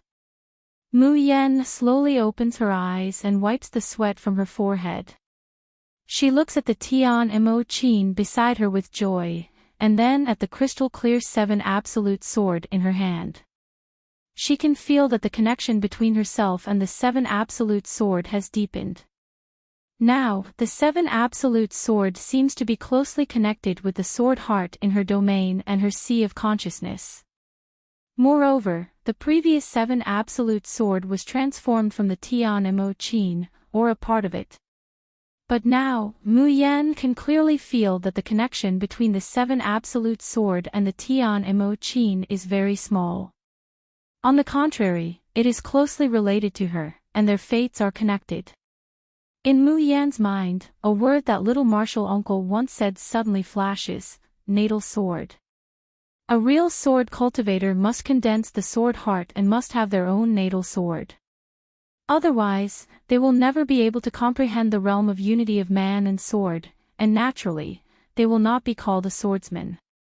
Mu Yan can feel that her understanding of swordsmanship at this time has stepped into a new world. Since advancing to the nascent soul stage, Mu Yan felt that her cultivation of swordsmanship has stagnated. Even the blood-slaughtering sword formation of little martial uncle can't make her progress. She can't even see the direction of her efforts. But now, it's suddenly clear. It was like a thirsty person walking into a vast ocean. There were countless sword intents in front of her that she needed to comprehend, digest, and absorb. Mu Yan was ecstatic and extremely glad that she had chosen to upgrade the 7 sword spirits to 2 stars. Her guess was right. The 7 ultimate sword spirit did not enhance any of her skills. Instead, it directly tempered and improved her comprehension of the sword Tao. Even if she cultivated her spiritual power to be as deep as the sea and raised her cultivation to the crossing calamity stage, she still wouldn't be able to get such an improvement easily. Suddenly, Mu Yan remembers something. With a flip of her hand, a dark green translucent small sword appears in her palm. This was Luo Yinxiao's engagement gift for her. Mu Yan didn't know what kind of sword it was before. She only felt that after putting this sword in her space, her domain and sword heart's condensation speed became faster and faster. The strangest one was 7 brilliance. The things given by little martial uncle, 7 brilliance, had never taken a fancy to them. Even if she was allowed to put it in her space, she would definitely complain about it. But only this sword, from beginning to end, 7 brilliance never said a word of disdain, and even carefully did not touch it. In the past, Mu Yan didn't understand, but now she vaguely understood something. She raised her head, looked at 7 brilliance, and said slowly, "This is little martial uncle's natal flying sword." 7 brilliance, why didn't you tell me if you already knew? Chapter 2574. Lost Population 1. Qi Huang turned his head away uneasily. But he still stiffened his neck and said, "What's the big deal? This gigolo has a lot of natal swords, but he only gave you such a broken one. Such a stingy guy, do you want me to brag for him?" Mu Yan was so angry that she wanted to laugh. Just how deep was Qi Huang's enmity towards little martial uncle? But hearing Qi Huang said that youngest martial uncle had a lot of natal swords, she finally felt relieved. But she still thought that when she saw youngest martial uncle next time, no matter what he said, she must return the small green jade sword. The so-called natal sword was closely related to the life and death of its master. Giving the natal sword to others was too weird and inappropriate no matter how she thought about it. "Miss June." A man's respectful voice came from outside the space, for Division City, adjacent to Fusang City, is ahead. The man who spoke was specially sent by the Murong family to lead the way for Mu Yan and the others. As Feng Yu said before, Fusang City was very exclusive, and ordinary people could not even touch the gate to enter. Even if they found the pass token on Fengyu, it could only allow one person to enter. But coincidentally, there was a servant from Fusang City in the Murong family named Wei Baolin. When he heard that Mu Yan and the others wanted to go to Fusang City, he volunteered to lead the way. According to Wei Baolin, the gate of Fusang City was strictly guarded, but the deacon guarding the city had obvious hobbies. It was just that he had a special liking for the spiritual food made by a chef in the Four Symbols city called the Taste Vegetarian Restaurant. As long as they brought the hot and freshest snacks from Perceptive Vegetarian Restaurant, with a few good words from Wei Baolin and some generous gifts, they would probably turn a blind eye and let them in. Mu Yan came out of the space, opened the door, and said with a faint smile, "Thank you, Steward Wei. We will rest in 4 Division City tonight."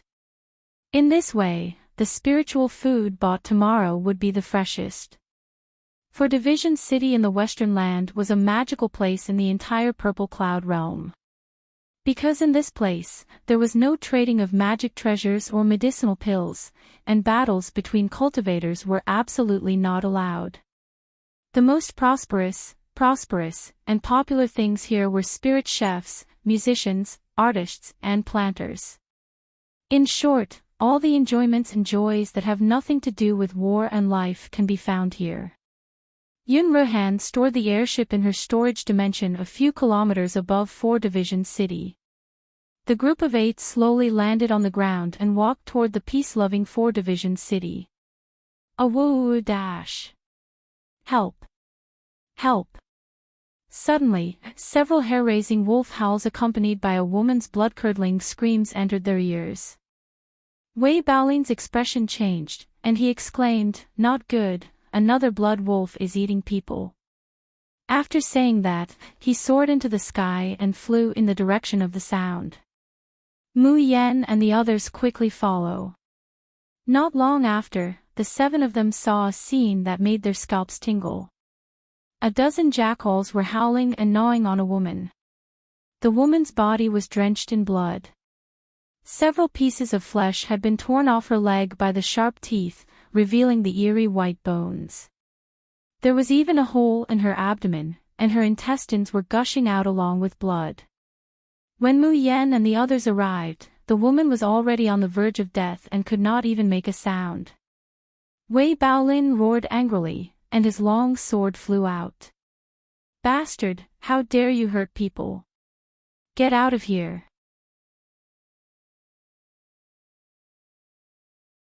Chapter 2575. Missing Persons, 2. In the end, Wei Baolin is a nascent soul stage cultivator. Although his talent is average, it's more than enough to deal with these low-level blood wolves. In a short moment, he has beheaded more than a dozen blood wolves. The woman has already fainted in a pool of blood, losing consciousness. Mayan takes 2 steps forward, about to check on the woman's injuries. Wei Baolin promptly steps forward to stop her. "Miss June, you mustn't. This woman's body is a mess. How can your precious body be stained with this dirt?" He smiles somewhat cautiously. "This little one has some healing medicine on me. This little one will just feed it to her." Saying that, Wei Baolin promptly steps forward and stuffs the elixir in his hand into the woman's mouth. The Murong family is a prestigious family. As the steward of the Murong family, the elixirs that Wei Baolin has on him are naturally excellent. The wounds on the woman's body heal at a speed visible to the naked eye. Mayan doesn't insist. Because with a sweep of her divine sense, she can feel that the woman's vitality, which was originally rapidly losing, is slowly recovering. Moreover, there's a strong smell of blood here. Who knows, it might attract even more ferocious beasts. It's really not a suitable place for healing. Wei Baolin sees that Leng Yuma is about to step forward and carry the woman on her back. He promptly says, "How can Miss Leng do this kind of rough work?" Leng Yuma raises her brows. Although the woman is covered in cuts and bruises and bloodstains, one can tell that she's a beauty just by looking at her face. Wei Baolin shyly smiles and takes out a silver silk from his Qianquan bag. The silk unfolds and steadily props the woman up on it. Wei Baolin's hand is held under the silk, not touching the woman's body in the slightest. Ling Yuma sees that he's such a gentleman and acts bravely for a just cause, and there's some appreciation in her eyes. The group soon arrives at 4 Division City.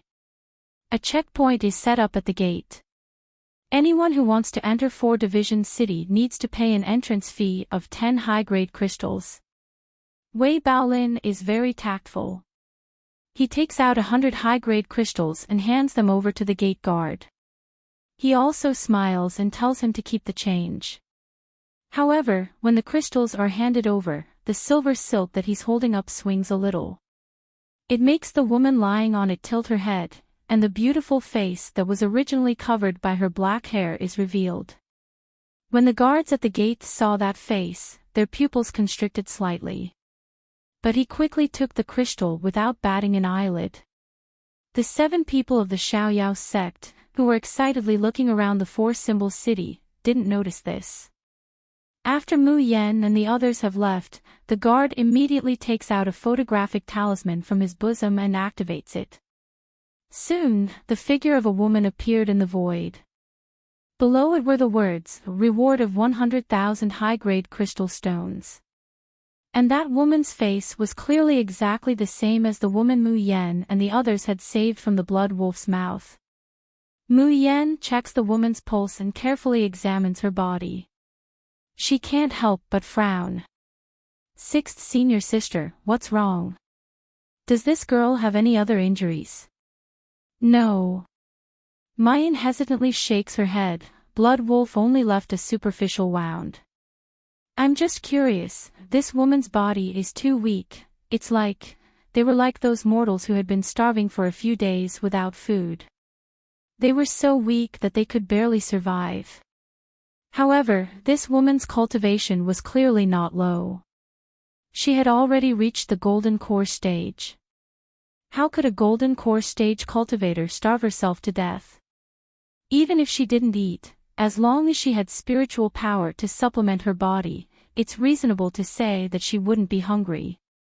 Just as she was thinking, the woman's eyelashes suddenly trembled and she abruptly opened her eyes.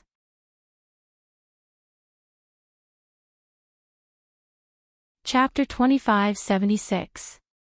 Lost Person 3, asking for tickets. Just as she's thinking, the woman's eyelashes suddenly tremble and she snaps her eyes open. That pair of beautiful almond-shaped eyes, with distinct black and white, is condensed with deep fear. Her mouth opens wide and she lets out a "ah, ah" hoarsely cry. "Don't be afraid, don't be afraid." Luo Yu hurriedly says, "We're not bad people, you've already been saved. We killed those blood wolves." The woman slowly turns her eyes, blankly and nervously looking at the furnishings in the room. Slowly, the fear in her eyes fades away, and her line of sight finally focuses on Mayan and the others. "It's you who saved me." The woman's voice is a little hoarse and not smooth, as if she hasn't spoken for a long time, so her words have become sluggish. But it's only for a short moment before her words return to fluency. "Thank you." Luo Yu hugs the back of the chair, gently rocking it as she smiles. "What's your name? Where did you come from? How did you get targeted by the blood wolves outside of 4 Division City? I see that your cultivation isn't bad. Although those blood wolves are powerful, they shouldn't have been that miserable. What happened to you before? Why do you have so much nonsense to say?" Yun Ruhan pats Luo Yu's head, smiling gently. "Miss, don't mind it, you should rest well. We'll talk about the rest after you've recovered." Seeing that the woman's expression is still a little vigilant, she explains, "We came from the eastern continent of Ziyunjia, to 4 Division City to buy spirit food. We accidentally saw you being attacked by the blood wolves, so we rescued you and brought you to 4 Division City. The woman's eyes have been lowered, making it impossible to see her expression.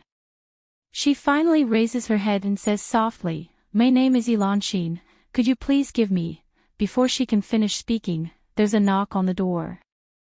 Wei Baolin says from outside the room, "Miss June, there's someone asking to see you, saying that he's a relative of the girl we saved." As soon as he says that, the door has already been impatiently knocked open.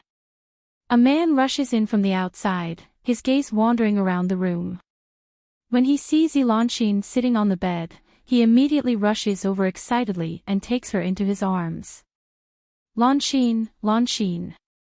I finally found you." The man's voice was hoarse. His hands that were holding the woman were sometimes light and sometimes heavy. They were trembling as if he was holding a treasure that he had lost and found. "Enchanting, I'm sorry, it's all my fault. How could I have lost you?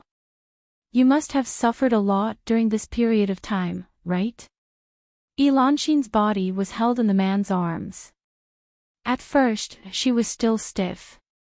In the end, she couldn't help but cry. She wrapped her hands around the man's back and kept hitting him. I'm sorry, Enchanting. I came too late. It's all my fault.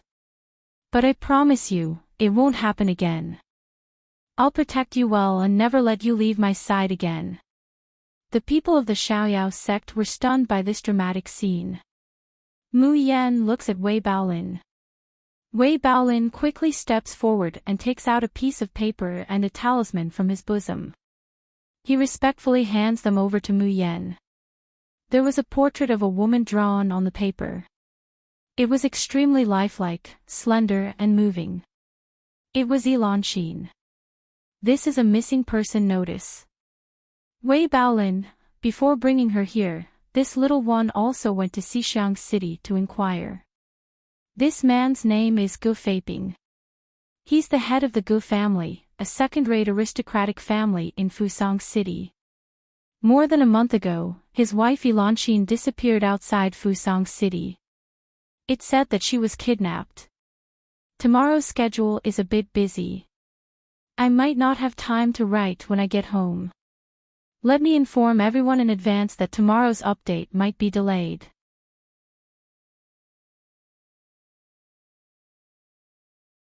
Chapter 2577. Wei Baolin, Mr. Gu ordered people to seal off all the surrounding mountains and put up and distributed thousands of missing person notices in the surrounding towns, but we didn't find any trace. I didn't expect that Madame Gu would be saved by us in the end. When we brought Madame Gu into the city, someone probably saw Madame Ji's face, so they recognized her and informed Mr. Gu. Wei Baolin was instructing them. Gu Feiping suddenly shouted in panic, Enchanting, what's wrong with you? Don't scare me." Everyone quickly turned around and saw that Enchanting had fainted in Gu Feiping's arms with a pale face. Mu Yan hurriedly steps forward to check her pulse, and lightly says, "Don't worry, she's just too weak, and her mood fluctuates greatly, that's why she fainted. Just let her rest for a while and feed her some mild spirit food." In fact, it was not an exaggeration to say that Enchanting fainted from hunger. Mu Yan actually finds it a little strange. Enchanting's cultivation is at gold core stage, and there's no sign of the spiritual power within her body being sealed. How could she have starved herself to such a miserable state? Mayan's line of sight falls on Enchanting's face. That peacefully sleeping face was still filled with fear and pain. A sparkling teardrop rolled down from the corner of her eye. Gu Feiping said that Enchanting was kidnapped and sold. What kind of person could kidnap and sell a golden core cultivator, torturing her to such a weak state and making her so terrified and uneasy? How did Enchanting escape? Gu Feiping heaved a sigh of relief when he heard that Enchanting was fine. He immediately called for his subordinates to carefully move the unconscious Enchanting into the spaceship. Only then does he turn to Mayan and the others, bowing deeply, "Thank you all for saving my wife's life. This insignificant gift is not enough to show my respect, I hope that everyone will not dislike it. As he said this, he raised his hand and a servant immediately came forward with the Qianquan box and respectfully presented it to Mu Yan. Mu Yan, however, chuckles and doesn't take it. It's nothing much, no need to be polite. Moreover, strictly speaking, it was Mr. Wei who saved your wife. Wei Baolin waved his hands. I don't deserve it. I am originally from Fusang City and have long heard that old Master Gu is famous for being infatuated in the city and treats his wife like a treasure. I have unintentionally helped Madame Gu with a small favor. It is really a blessing of 3 lifetimes. When Gu Feiping heard that Wei Baolin was also from Fusang City, his eyes immediately lit up and he struck up a conversation with him. When he heard that Mu Yan and the others wanted to visit Fusang City, he quickly said, if you don't mind, let me bring you into the city. Take it as repayment for saving my wife's life. Wei Baolin moves closer to Mu Yan and lowers his voice. Miss June, that's great. I was still worried about how to conceal your and Miss Ling's womanly aura. This was because it was easy for men to enter Fusang City, but it was not easy for women to enter. Now that we can follow Mr. Gu, we don't have to worry about not being able to enter Fusang City. Very soon, the spaceship set off towards Fusang City. Along the way, Gu Feiping took good care of Yi Lanxin and even personally fed her soup and medicine. When Yi Lanxin woke up and saw Gu Feiping, she was no longer frightened and tense. Instead, she revealed a happy and sweet smile. Seeing this scene, everyone from the Xiaoyao sect breathed a sigh of relief. Ling Yumo, isn't it said that the men of Fusang City treat women as objects and trample and humiliate them at will? I didn't expect this Gu Feiping to be an exception. Bookmark for easy reading.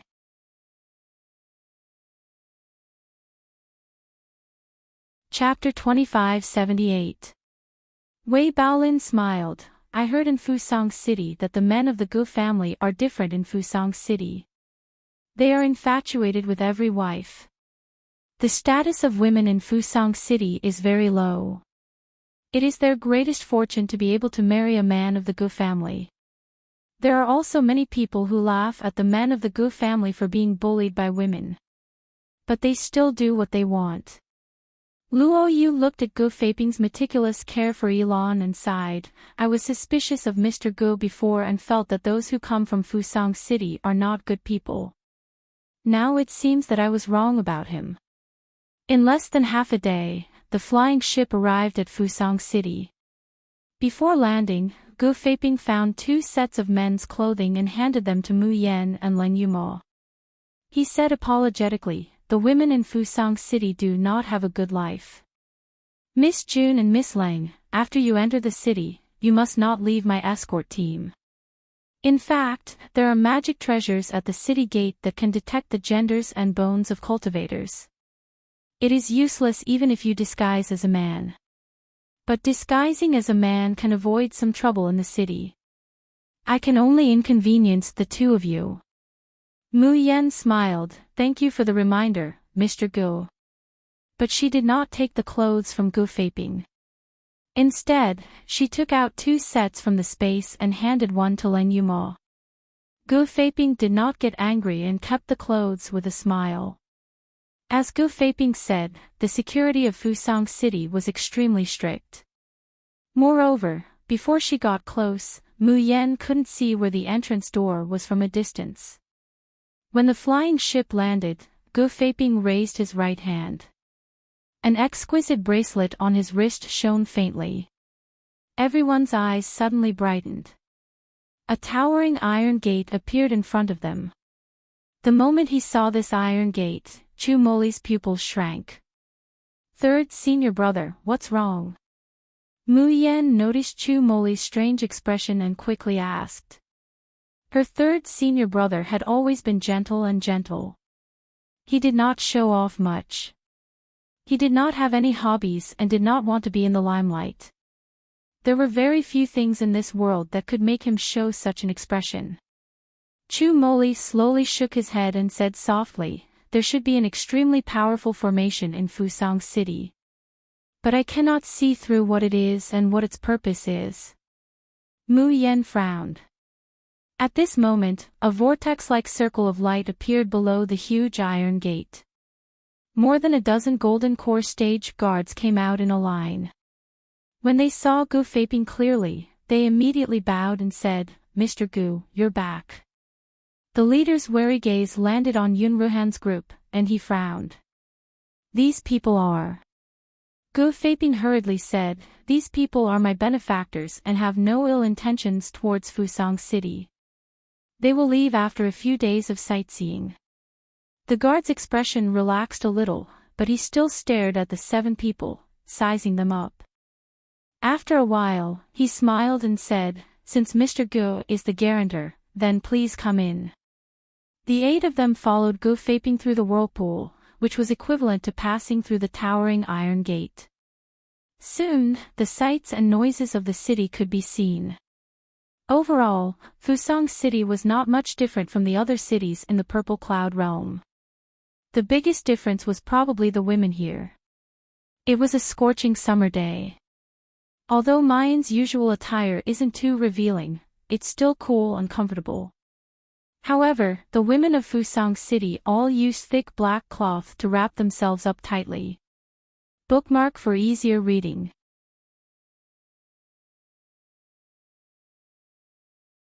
Chapter 2579. Women are only their possessions. 1. The black cloth rolls up to their necks, as if they could be strangled to death at any time. Moreover, when everyone walks, they lower their eyes, blindly following behind the man. Some of the women have obvious injuries on their bodies, their faces pale, their figures thin and weak. They carry heavy thorns on their backs, and with every step they take, the thorns on the thorns pierce into their flesh, making their faces twist in pain, cold sweat pouring out, but they don't even dare to make a sound. Wei Baolin explains to Mayan and the others in a low voice, "These women who carry the black iron thorn have all made mistakes. Some don't do things quickly, some contradict their husbands or fathers. In short, once they make a mistake, they have to carry the black iron thorn for a whole day.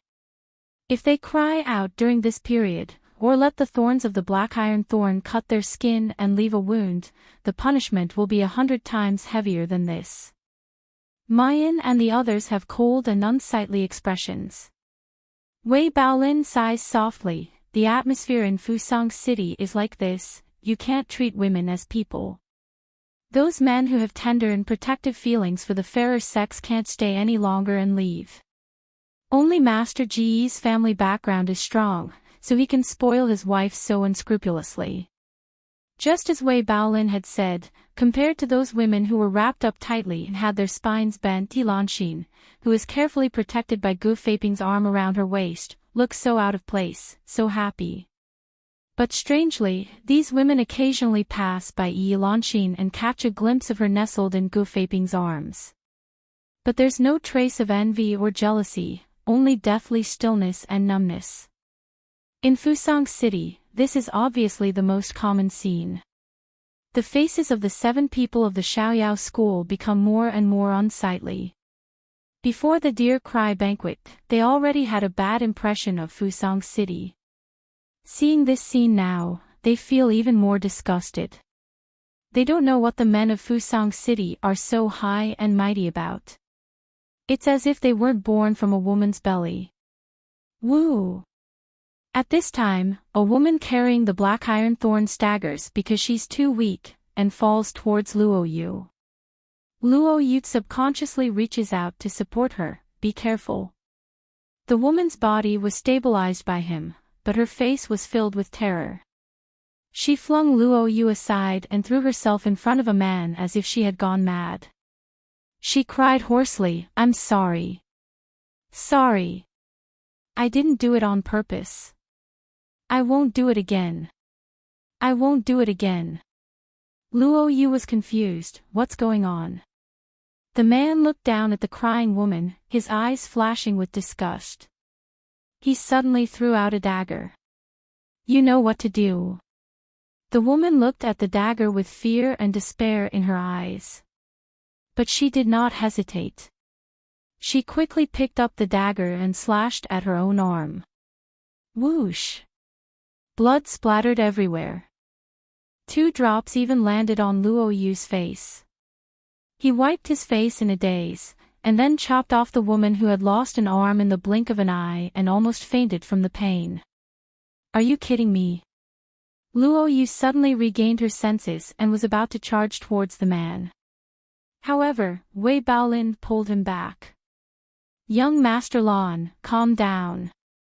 This is the rule of Fusang City. Any married woman is the property of a man. Once this property is touched by someone else, it means it's dirty and impure. The man has the right to dispose of her like trash.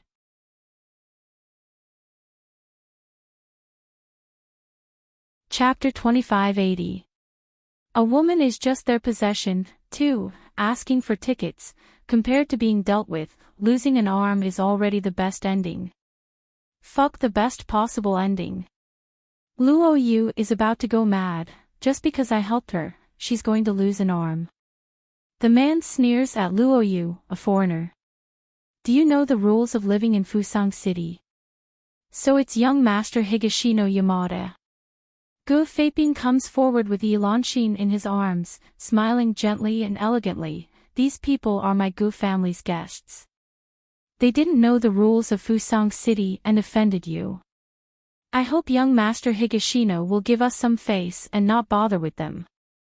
Higashino Yamada's gaze sweeps over Gu Feiping and falls on Yilanshin.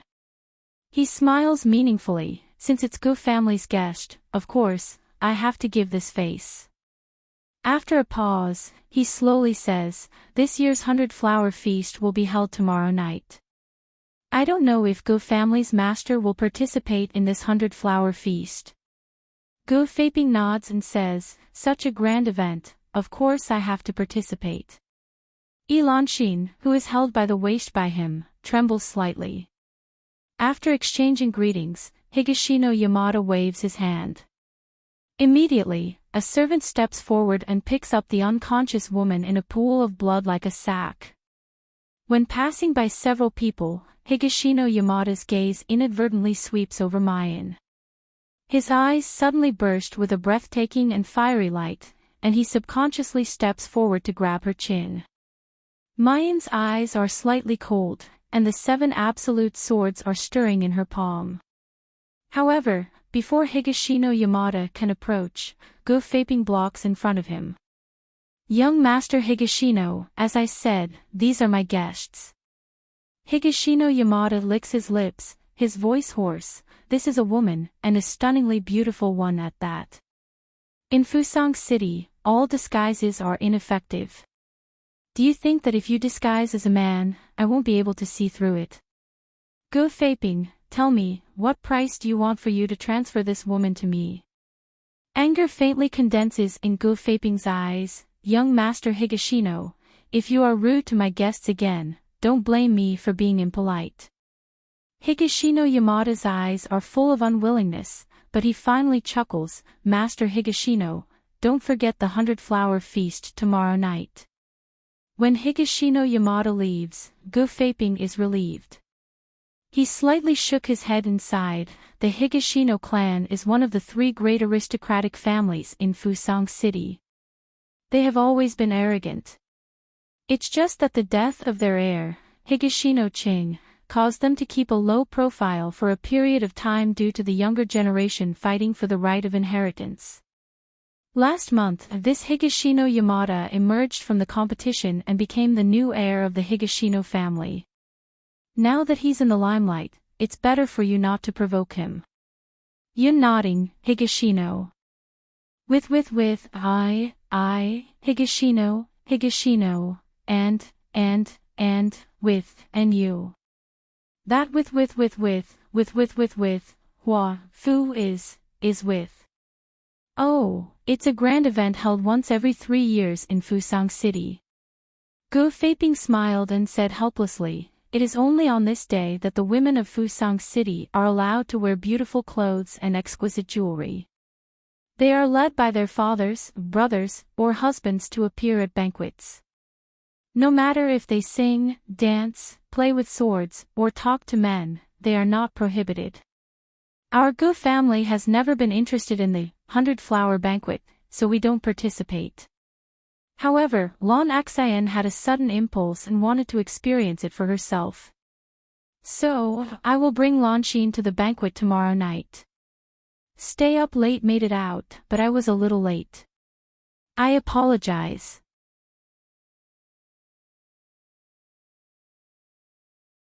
Chapter 2581. Lanshin raised her head to look at Gu Feiping, revealing a shy and sweet smile. She snuggled into Gu Feiping's arms and said softly, "Thank you, my husband." Gu Feiping chuckled, "There's no need to thank me between us. As long as it's what you want, I will naturally satisfy it." Ling Yuma's heart moved and she suddenly said, "In other words, all the women in Fusang City will participate in the 100-flower banquet tomorrow?" Gu Feiping laughed, "Of course not. Only those men of noble status can bring female companions to participate, and they can only bring 3 at most. However, if you say that all the noble ladies in Fusang City will participate, it's not wrong." Ling Yuma pursed her lips and suddenly gritted her teeth. "Master Gu, I want to participate in the 100-flower banquet. Can you take me with you?" Gu Feiping was stunned. Before he said anything, Lanshin already smiled and said, "Great, I was worried that it would be boring to go to the banquet alone. If Miss Lang and Miss June can accompany me, it couldn't be better." Saying that, she shook Gu Feiping's hand and said tenderly, "My husband, they are my saviors. Now that I have a request, can you agree to them?" Gu Feiping smiled helplessly, "Okay, I promise you." "Ling Yuma, I'll go alone." Before she finished speaking, Mu Yen pressed her shoulder. "Fourth sister, I also want to see the 100-flower banquet. Don't think of leaving me behind." Ling Yuma's heart was slightly warm. She knew that Mu Yen was worried about her, so she offered to go together. Luo Yu puffed her cheeks and said unhappily, "Only fourth sister and sixth sister can go. I also want to go and see." Gu Feiping said apologetically, "I'm sorry. The 100-flower banquet stipulates that only men of Fusang City can participate. Since you are guests of my Gu family, I will definitely arrange for people to entertain you." Mu Yen and the others were quickly brought to a small courtyard. The furnishings in the courtyard were elegant and comfortable. Every little detail was carefully considered, making people feel at home.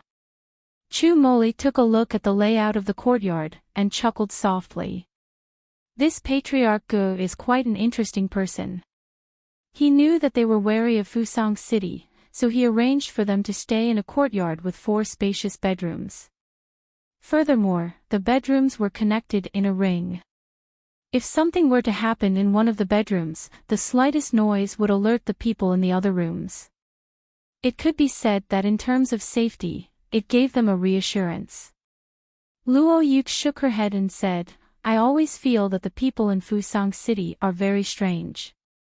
The men are scum who are worse than beasts, and the women are like lifeless puppets controlled by others. Only this Gu family head is different from others. Even in such an environment, he is still able to dote on his wife. What a good man." The others nodded as well. As he spoke, Lanshin walked into the courtyard with a universe box in her hand. Seeing them, she revealed a gentle smile and looked at Mu Yen and Ling Yuma. "Miss June, Miss Ling, these are the accessories for you to participate in the 100-flower banquet." Seeing the doubtful expressions on the 2's faces, Lanshin quickly said, "The 2 misses might not know, but the people who participate in the 100-flower banquet must have at least one piece of jewelry with Fusang City's unique talisman array. It's like a nameplate for admission. Even if Mr. Yun and you don't participate in the 100-flower banquet, in order to move around Fusang City conveniently, it's best to wear some. That way, there won't be any guards checking your identity at any time." Bookmark for easier reading.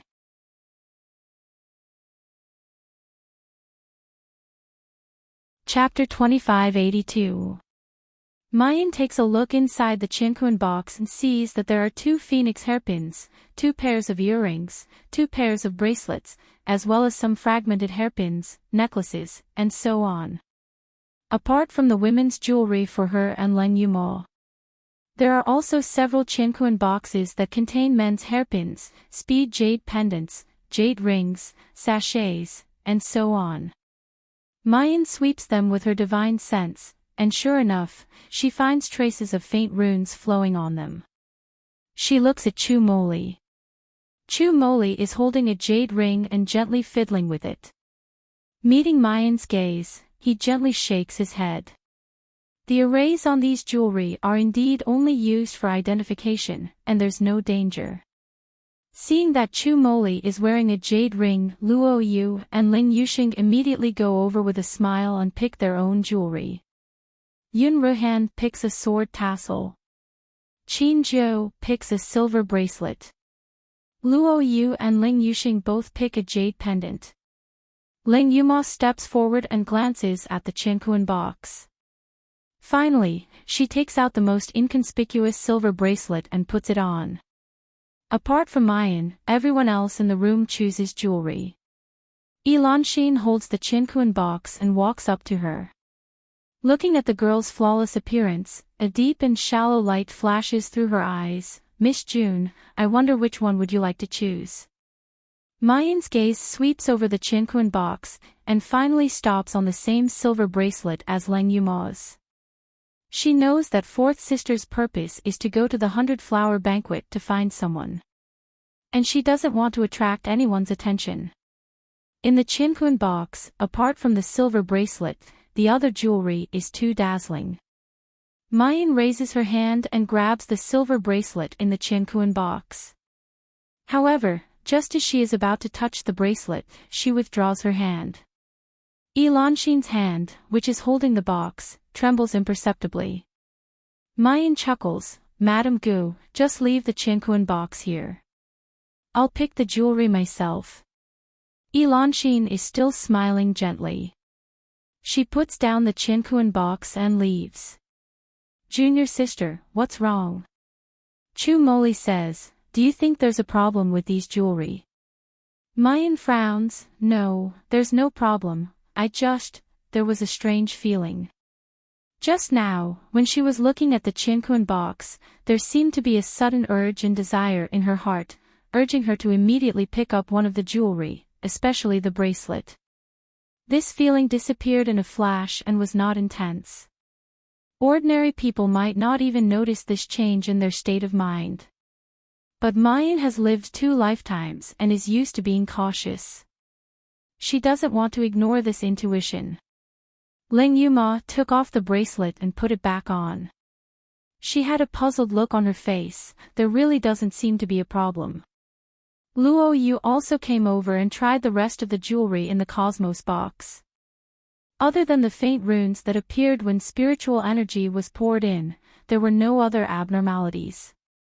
Wei Baolin said, although this lowly one has never participated in the 100-flower feast, I have indeed heard that those who participate in the 100-flower feast must have a special array mark on their body in order to be allowed to enter.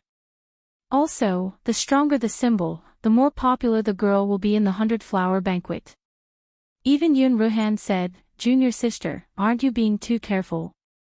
However, in this Fusang city, no matter how careful one is, it is still necessary.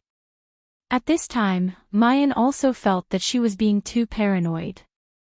And even if there was a problem with the jewelry, so what? She has to accompany Leng Yuma to participate in the 100-flower feast. Bookmark for easier reading.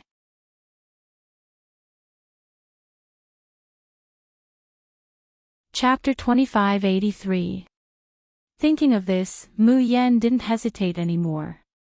She picked up the silver bracelet and put it on her wrist. The next day, Mu Yan woke up to the sound of knocking on the door. Miss June, Miss Leng, the 100-flower banquet is about to begin. Are you ready? Mu Yan suddenly woke up. She opened the door and saw the afterglow of the setting sun outside. Her heart suddenly shook. What time is it now? Standing outside the door was a servant of the Gu family. Hearing this, he quickly replied, reporting to Miss June, "It's already 5:00 in the afternoon. The 100-flower banquet will begin in an hour. Madam waited for you for a long time, so she sent this lowly one to inform you." Ling Yuma also woke up at this time. At first, she was still a little confused. When she found out that the sun had already set, she was immediately shocked. Mu Yan frowned. "Where are my fellow apprentices?" The servant of the Gu family, young Master Yun, and the others came to call the two young ladies early in the morning. At that time, the two young ladies were sleeping soundly, so young Master Yun and the others went to Fusang City first. He also asked this lowly one to wait for the two young ladies to wake up and inform you. Mu Yan took a deep breath and slowly said, "Go and tell Madame Gu that my senior sister and I will be there soon." After the servant left, Mu Yan's face sank. Her fingers gently rubbed the silver bracelet on her wrist. "Ling Yuma, little junior sister, what's wrong? Is there something wrong? What's wrong?" "No, it should be said that everything is wrong." Mu Yan looked up at Ling Yuma and slowly said, "Last night, before I went to bed, I took off this bracelet. But now, it's on my hand, and I can't take it off again." Ling Yuma suddenly widened her eyes. When she came back to her senses, she immediately reached out to take off the silver bracelet. But she found that the bracelet seemed to have grown on her hand, and she couldn't take it off at all. Ling Yuma gritted her teeth and said, "Did the Gu family plot against us? Damn it, this old lady will go and settle the score with them now." However, before she could rush out, she was pulled back by Mu Yan. "Do you really believe that big senior brother and the others left us and went to Fusang City? Moreover, they didn't come back before the 100-flower banquet began." Ling Yuma was surprised. "You mean big senior brother and the others are in danger?" Mu Yan closes her eyes and slowly exhales, "I don't know. But I know we can't act rashly now." Ling Yuma revealed a look of guilt. Mu Yan reaches out and gently hugs her. "Fourth senior sister, you must believe in eldest senior brother and the others. None of us, the Xiaoyao 7, can be easily schemed against and harmed by anyone." Ling Yuma slowly nodded and hugged Mu Yan back. "Miss June, Miss Lang, you're finally here." Upon hearing the footsteps, Gu Feiping immediately stood up and walked over. His gaze swept over the silver bracelets on the two of them, and the corners of his mouth curled up without a trace. Elanxin also walked forward with a smile. She sized up Mu Yan and Ling Yuma's simple clothes, and said softly, "Participating in the 100-flower banquet, the clothes on your bodies are too simple and elegant. Someone, bring the clothes to the two ladies." Soon, a servant from the Gu family brought the dress up. Ling Yuma fiercely swung her hand and pushed away the person who came forward to take off her clothes. She stepped forward and grabbed Elanxin's collar, and slapped her hard. "We saved your life from the blood wolf's mouth, and this is how you repay us." Elanxin's face instantly swelled up. Hearing that, she didn't feel ashamed or angry, but instead revealed a mocking and desolate smile. Bookmark for easy reading.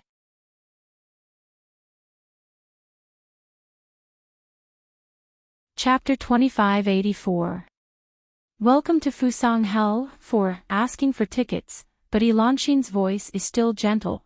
"I don't understand what Miss Lang is talking about. I'm kind enough to give you clothes and jewelry, is that wrong? Speak. Where are my brothers?" Ling Yuma is so angry that she raises her hand to give Elanxin another slap. However, at this moment, her body suddenly twitches violently. The spiritual power that was gathered in her palm suddenly collapses, and her whole body falls to the ground, letting out a painful groan. Fourth senior sister. Mu Yan rushes over to help Ling Yuma up. Using her divine sense, she finds that Ling Yuma's body is safe and sound. Whether it's her spiritual power or her sea of consciousness, there is no abnormality. But Leng Yuma is in so much pain. Mu Yan grits her teeth, her eyes are cold. She knows that this time, they have encountered a great crisis. Gu Feiping slowly walked forward, lowering his head to look down at them, that gentle smile on his gentle and refined face. Miss June, my Gu residence is lacking a new madam, I wonder if you would be willing to marry me. At this moment, Gu Feiping's burning and greedy eyes are no longer concealed, and scrupulously sweeping over Mu Yan's face and body inch by inch. It's as if he knows that the prey that he has carefully trapped has finally fallen into his hands, and can no longer escape. And his disguise can finally be taken off. Hearing this, Elanxin's expression is numb, but her body can't help but tremble. Mu Yan sneers, I'm sorry, I'm not interested in marrying a beast. Gu Feiping's eyes sink. But soon he shows a helpless smile. Women who have just come from the outside are usually wild and hard to tame. They don't know how to obediently serve men, and this can't be helped. But Miss June, this is the last chance I'm giving you. You didn't grasp it yourself, so you can't blame me for what happens next. After saying that, Gu Feiping waves his hand. Let's go, follow me to the 100-flower banquet. Go to your mother's 100-flower banquet. Leng Yuma's curses stop abruptly, because she finds that her body is standing up uncontrollably. Her face shows a proper and gentle smile, and she keeps up with Gu Feiping's pace. Mu Yan and Elanxin have the same reaction as her. This was the first time Mu Yan had felt this strange and invisible power. Her heart was in turmoil, but she couldn't help but smile. 7 brilliants. Chihuang. Cho-cho. Little chick. Mayan calls out to the 3 little ones in the space over and over again, but finds that she has completely lost contact with the Tian Mo Chin. He lowered his eyes and looked at the silver bracelet in his hand. What exactly was this? Just then, she heard Elanxin, who was walking past her, let out a low chuckle. There seemed to be an indistinct murmur in her ears. Welcome to Japan Hell. By the time they reached the carriage, Mayan's mood has already stabilized. That was because she discovered that this kind of control over her body was not something that she could have at all times. Only when Gu Feiping gave the order did his body sink into a shackle that he could not resist. Mayan reached out and gently shook hands with Leng Yuma, revealing a smile towards her.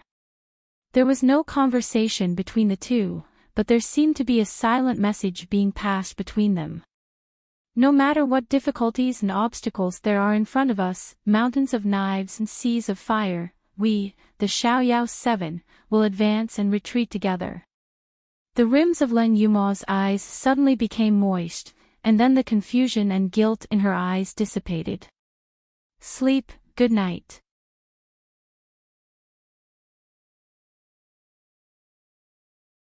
Chapter 2585. Try to cut off this hand. 1. Leng Yuma's eyes suddenly became wet, and then the only confusion and guilt in her eyes dissipated. It turned into an indomitable perseverance. Fusang City was divided into 4 districts, north, south, east, and west. As a grand event held once every 3 years in Fusang City, the 100-flower banquet would be held in the worry-free hall in the center of the 4 districts. At this time, the 100-flower banquet was already filled with singing and dancing.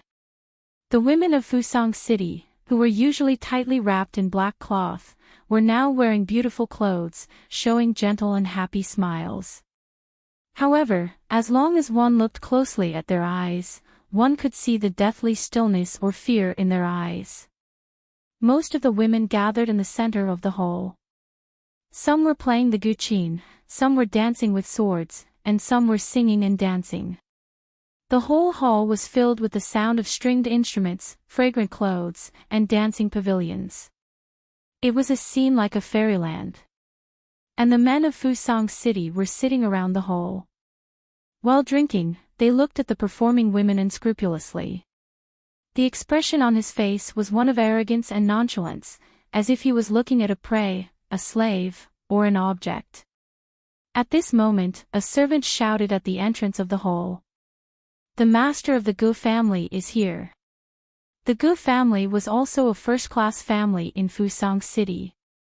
But which man who could appear in the 100-flower banquet was not a noble family in Fusang City? Therefore, these men did not show any strange expressions. However, such calmness only lasted for a moment.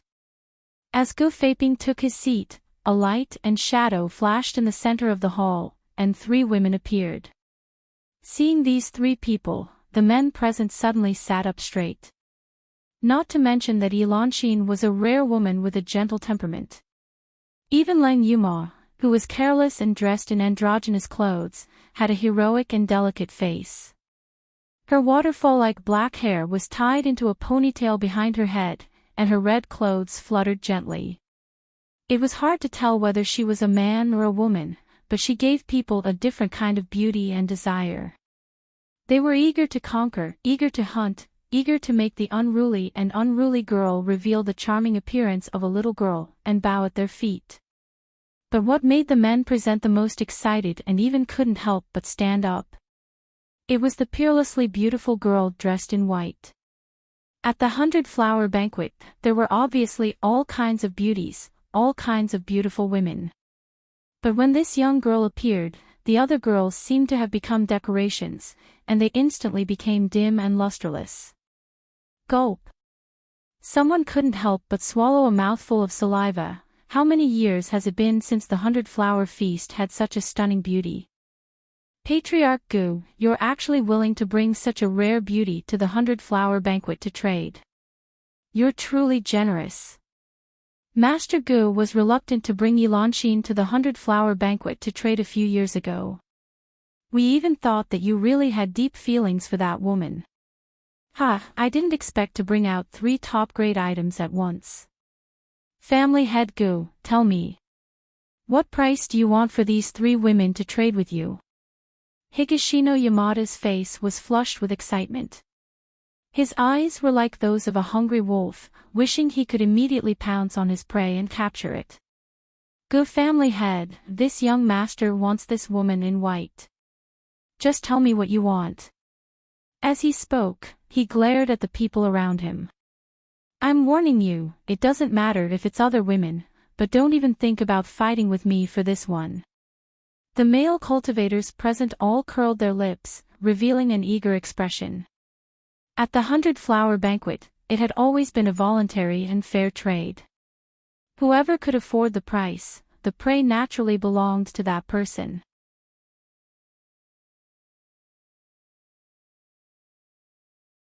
Chapter 2586.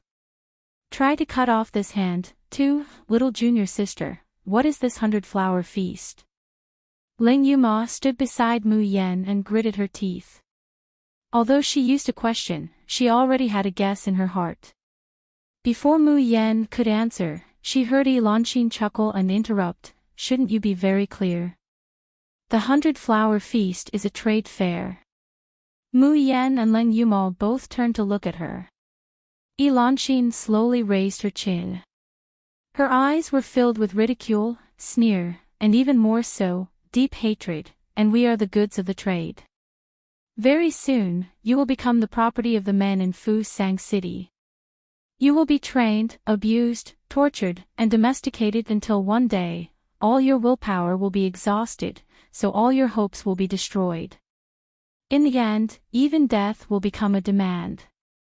At that time, you will be qualified women of Fusang City. Mu Yen looked at her quietly and suddenly said, You hate us. Yes, I hate you. Enchanting's face was completely distorted because of her question, how can I not hate you? If it weren't for you, even if I couldn't escape, I would have died in the mouth of a wolf. If it weren't for you, I wouldn't have been caught back to this hell, and I wouldn't have been able to beg for death. Hee hee. Ha ha ha. Enchanting laughed hysterically. Her expression looked wild and ferocious, but the sorrow and despair in her eyes couldn't be hidden. Since you sent me back to this hell, then don't blame me for dragging you down with me forever. When you become the playthings of the men of Fu Sang City, you will know how much I hate you. I can't wait to consign you to eternal damnation." Mu Yan and Leng Yuma were silent for a moment. Even Leng Yuma, who was so angry that she wanted to kill Elanxin, could no longer raise the slightest bit of hatred. Because even Elanxin, who was crazy at the moment and wanted to drag them to hell, was very clear. The people who should be cut into pieces were not them, but the men of Fu Sang City who were worse than pigs and dogs. Mu Yan suddenly raised her hand that was wearing the silver bracelet and gently shook it. "What is this?" The ferociousness and hatred on Elanxin's face slowly disappeared, and a mocking smile appeared at the corner of her mouth. In Fusang City, this thing specially used to control women is called heart-locking buckle. It sounds beautiful and moving, doesn't it? But in fact, as long as a woman wears the heart-locking buckle, she is like a dog with a collar, and can only obediently listen to the man's orders. Mu Yan's heart is moved. She suddenly remembered that Murong Shui had also been put on a bracelet by a member of the Shui family. She'd been powerless to resist. In the end, she cut off her hand. As soon as the bracelets left Murong Shui's body, they shattered on their own, transforming into pieces of scrap metal devoid of spiritual energy. Feng Yu had mentioned this bracelet when she was tortured by, floating like a dream. This bracelet was precisely the clue she gave Shui Minglang. She had exchanged it for a large sum of money in an underground market in the western continents for Division City. Feng Yu called the bracelet the spirit-locking buckle. There was only one word difference between it and the heart-locking buckle. Leng Yuma obviously thought of this as well. She immediately said eagerly, "Junior sister, I'll cut off this hand to try." Mu Yan said thoughtfully, "It's not a bad idea." Elanxin was startled because the two of them were talking about chopping off a hand as if it was the most common thing to talk about eating and sleeping.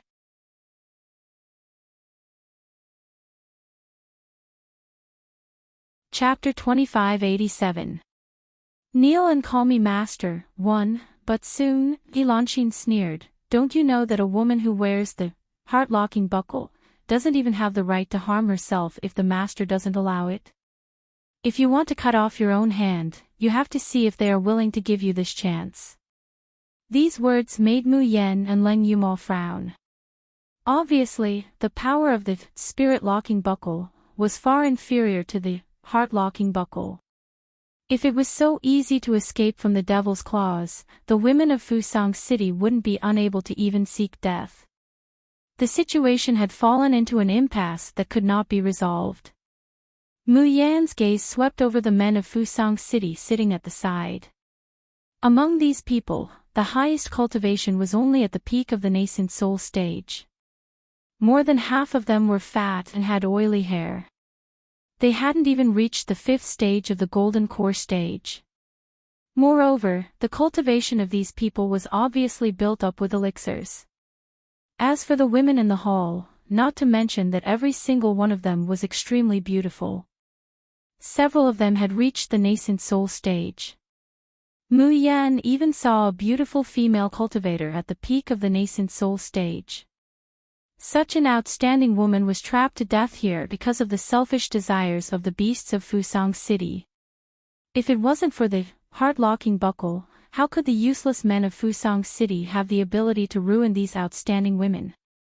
At this time, most of the women at the 100-flower banquet looked numb and sluggish. What kind of torture did she go through to make herself completely give up hope, leaving only hellish despair? Mu Yan's hand tightly clenched the silver bracelet on her wrist, and a bone-chilling coldness burst out from her eyes. At this moment, a dull and distant bell sound came. Dang, dang, dang. 3 consecutive sounds. Outside the hall, a servant shouted at the top of his voice, "The city lord has arrived." Almost at the same time, the main seat in front of the carefree palace flashed with golden light. A few silhouettes appeared in the flower wreath. Ling Yumo suddenly stood up straight and looked in the direction of the main seat, her hands clenched into fists. Mu Yan grabbed Ling Yumo's hand worriedly and also looked at the main seat. She still remembered what Ling Yumo said. Back then, her mother had an affair with the city lord of Fusang City. However, after personally witnessing the hellish scene of Fu Sang, who would believe that any normal woman would willingly come to such a damned place? Therefore, Ling Yumo's mother must have been persecuted. What would her mother have experienced all these years here? Is she still alive? The golden light on the main seat slowly dissipated. A tall and straight figure was revealed. It was a man who looked to be in his early 30s. His facial features were deep and handsome, and his temperament was graceful. A pair of strange deep purple eyes swept over, giving off a suffocating sense of oppression. The moment the man appeared, all the people in the carefree hall, men and women, knelt down in unison. He shouted, "Greetings, City Lord." Mu Yan and Ling Yumo naturally didn't want to kneel, but there seemed to be an invisible force coming from their bodies. Both of their bodies were firmly pressed down. Even his head was pressed tightly to the ground, unable to lift it. "Get up." The man said lightly, "Today is the 100-Flower Festival, there's no need for formalities." As soon as his voice fell, the invisible pressure disappeared in an instant. Mu Yan only felt her body relax and immediately stood up. Turning his gaze over once more, Zhang Xian realized that there were several beautiful young ladies standing around the man. They were dressed in luxurious clothes and had beautiful features.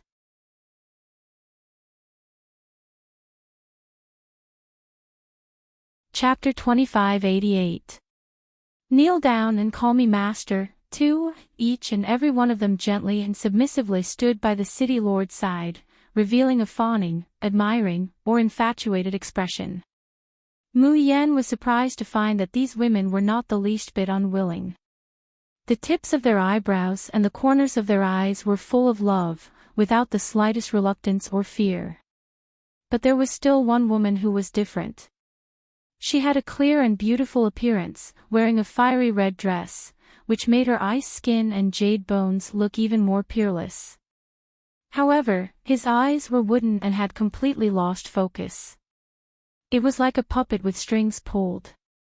The moment she saw this woman, Mu Yan's eyes suddenly widened, and she subconsciously looked at Ling Yumo. Because she found that this woman's appearance was 70 to 80% similar to fourth senior sister Ling Yumo. It's just that Ling Yumo was younger, more lively, and more flamboyant than the woman. One was like a blooming flower, while the other was a dried flower that had already withered and lost all its moisture, and had been made into a specimen. Mu Yan's heart thumped, and she tightened her grip on Ling Yumo. At this time, the man on the main seat impatiently pushed away the young girl who was rubbing against him. Instead, he stretched out his hand and said softly, "Roll in, come to my side." Hearing this, the woman walked to his side with a wooden face, and her whole body knelt at his feet. It was an extremely gentle posture, but it was also an extremely humiliating one. The man looked at her like this, but revealed a carefree smile. How obedient. "Let go of my mother." Ling Yumo, who was in the main hall, could no longer bear it, and her whole body pounced forward. However, before she could get close to the main seat, she was bounced back by an invisible force, and her body fell heavily to the ground. Fourth senior sister. Mu Yan quickly rushed over to help her up, took out a pill from the storage ring, and fed it to her. She had lost contact with the Tian Mo Qin, but as long as the bracelet did not attack, ordinary storage equipment could be used. Ling Yumo swallowed the pill, and suddenly sat up.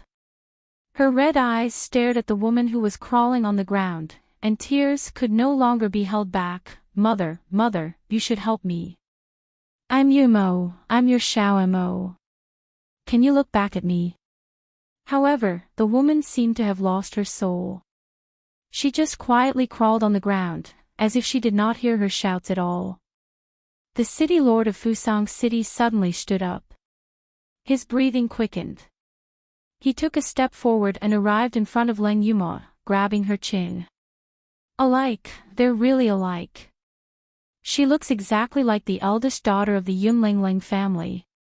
As the man spoke, his Adam's apple bobbed up and down, and his eyes burned with a determined flame. Ling Yuma's chin was grabbed by his cold and sticky hands. She was so disgusted that she wanted to vomit. She raised her hand and slapped the man's face. Let me go, you bastard. What did you do to my mother? The man was caught off guard for a moment and was actually slapped hard on the face by Leng Yuma. The atmosphere in the carefree hall was dead silent all of a sudden. After the dead silence, there was a raging fire that was like boiling oil. What is this bitch doing?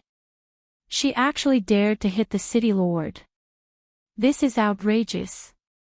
This was going against the heavens. Who was the one who brought this shrew in?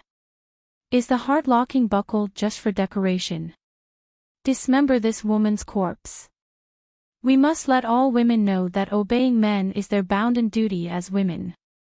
Whoever dares to resist will die without a complete corpse. You're tuning into the LoveLore Library YouTube channel. We're so grateful for your support, and don't forget to subscribe to join us on this incredible journey through captivating stories. Your generosity through donations truly makes a world of difference, as it's the primary source of revenue that allows me to expand and enhance this channel for you. Thank you from the bottom of my heart for being a part of this adventure.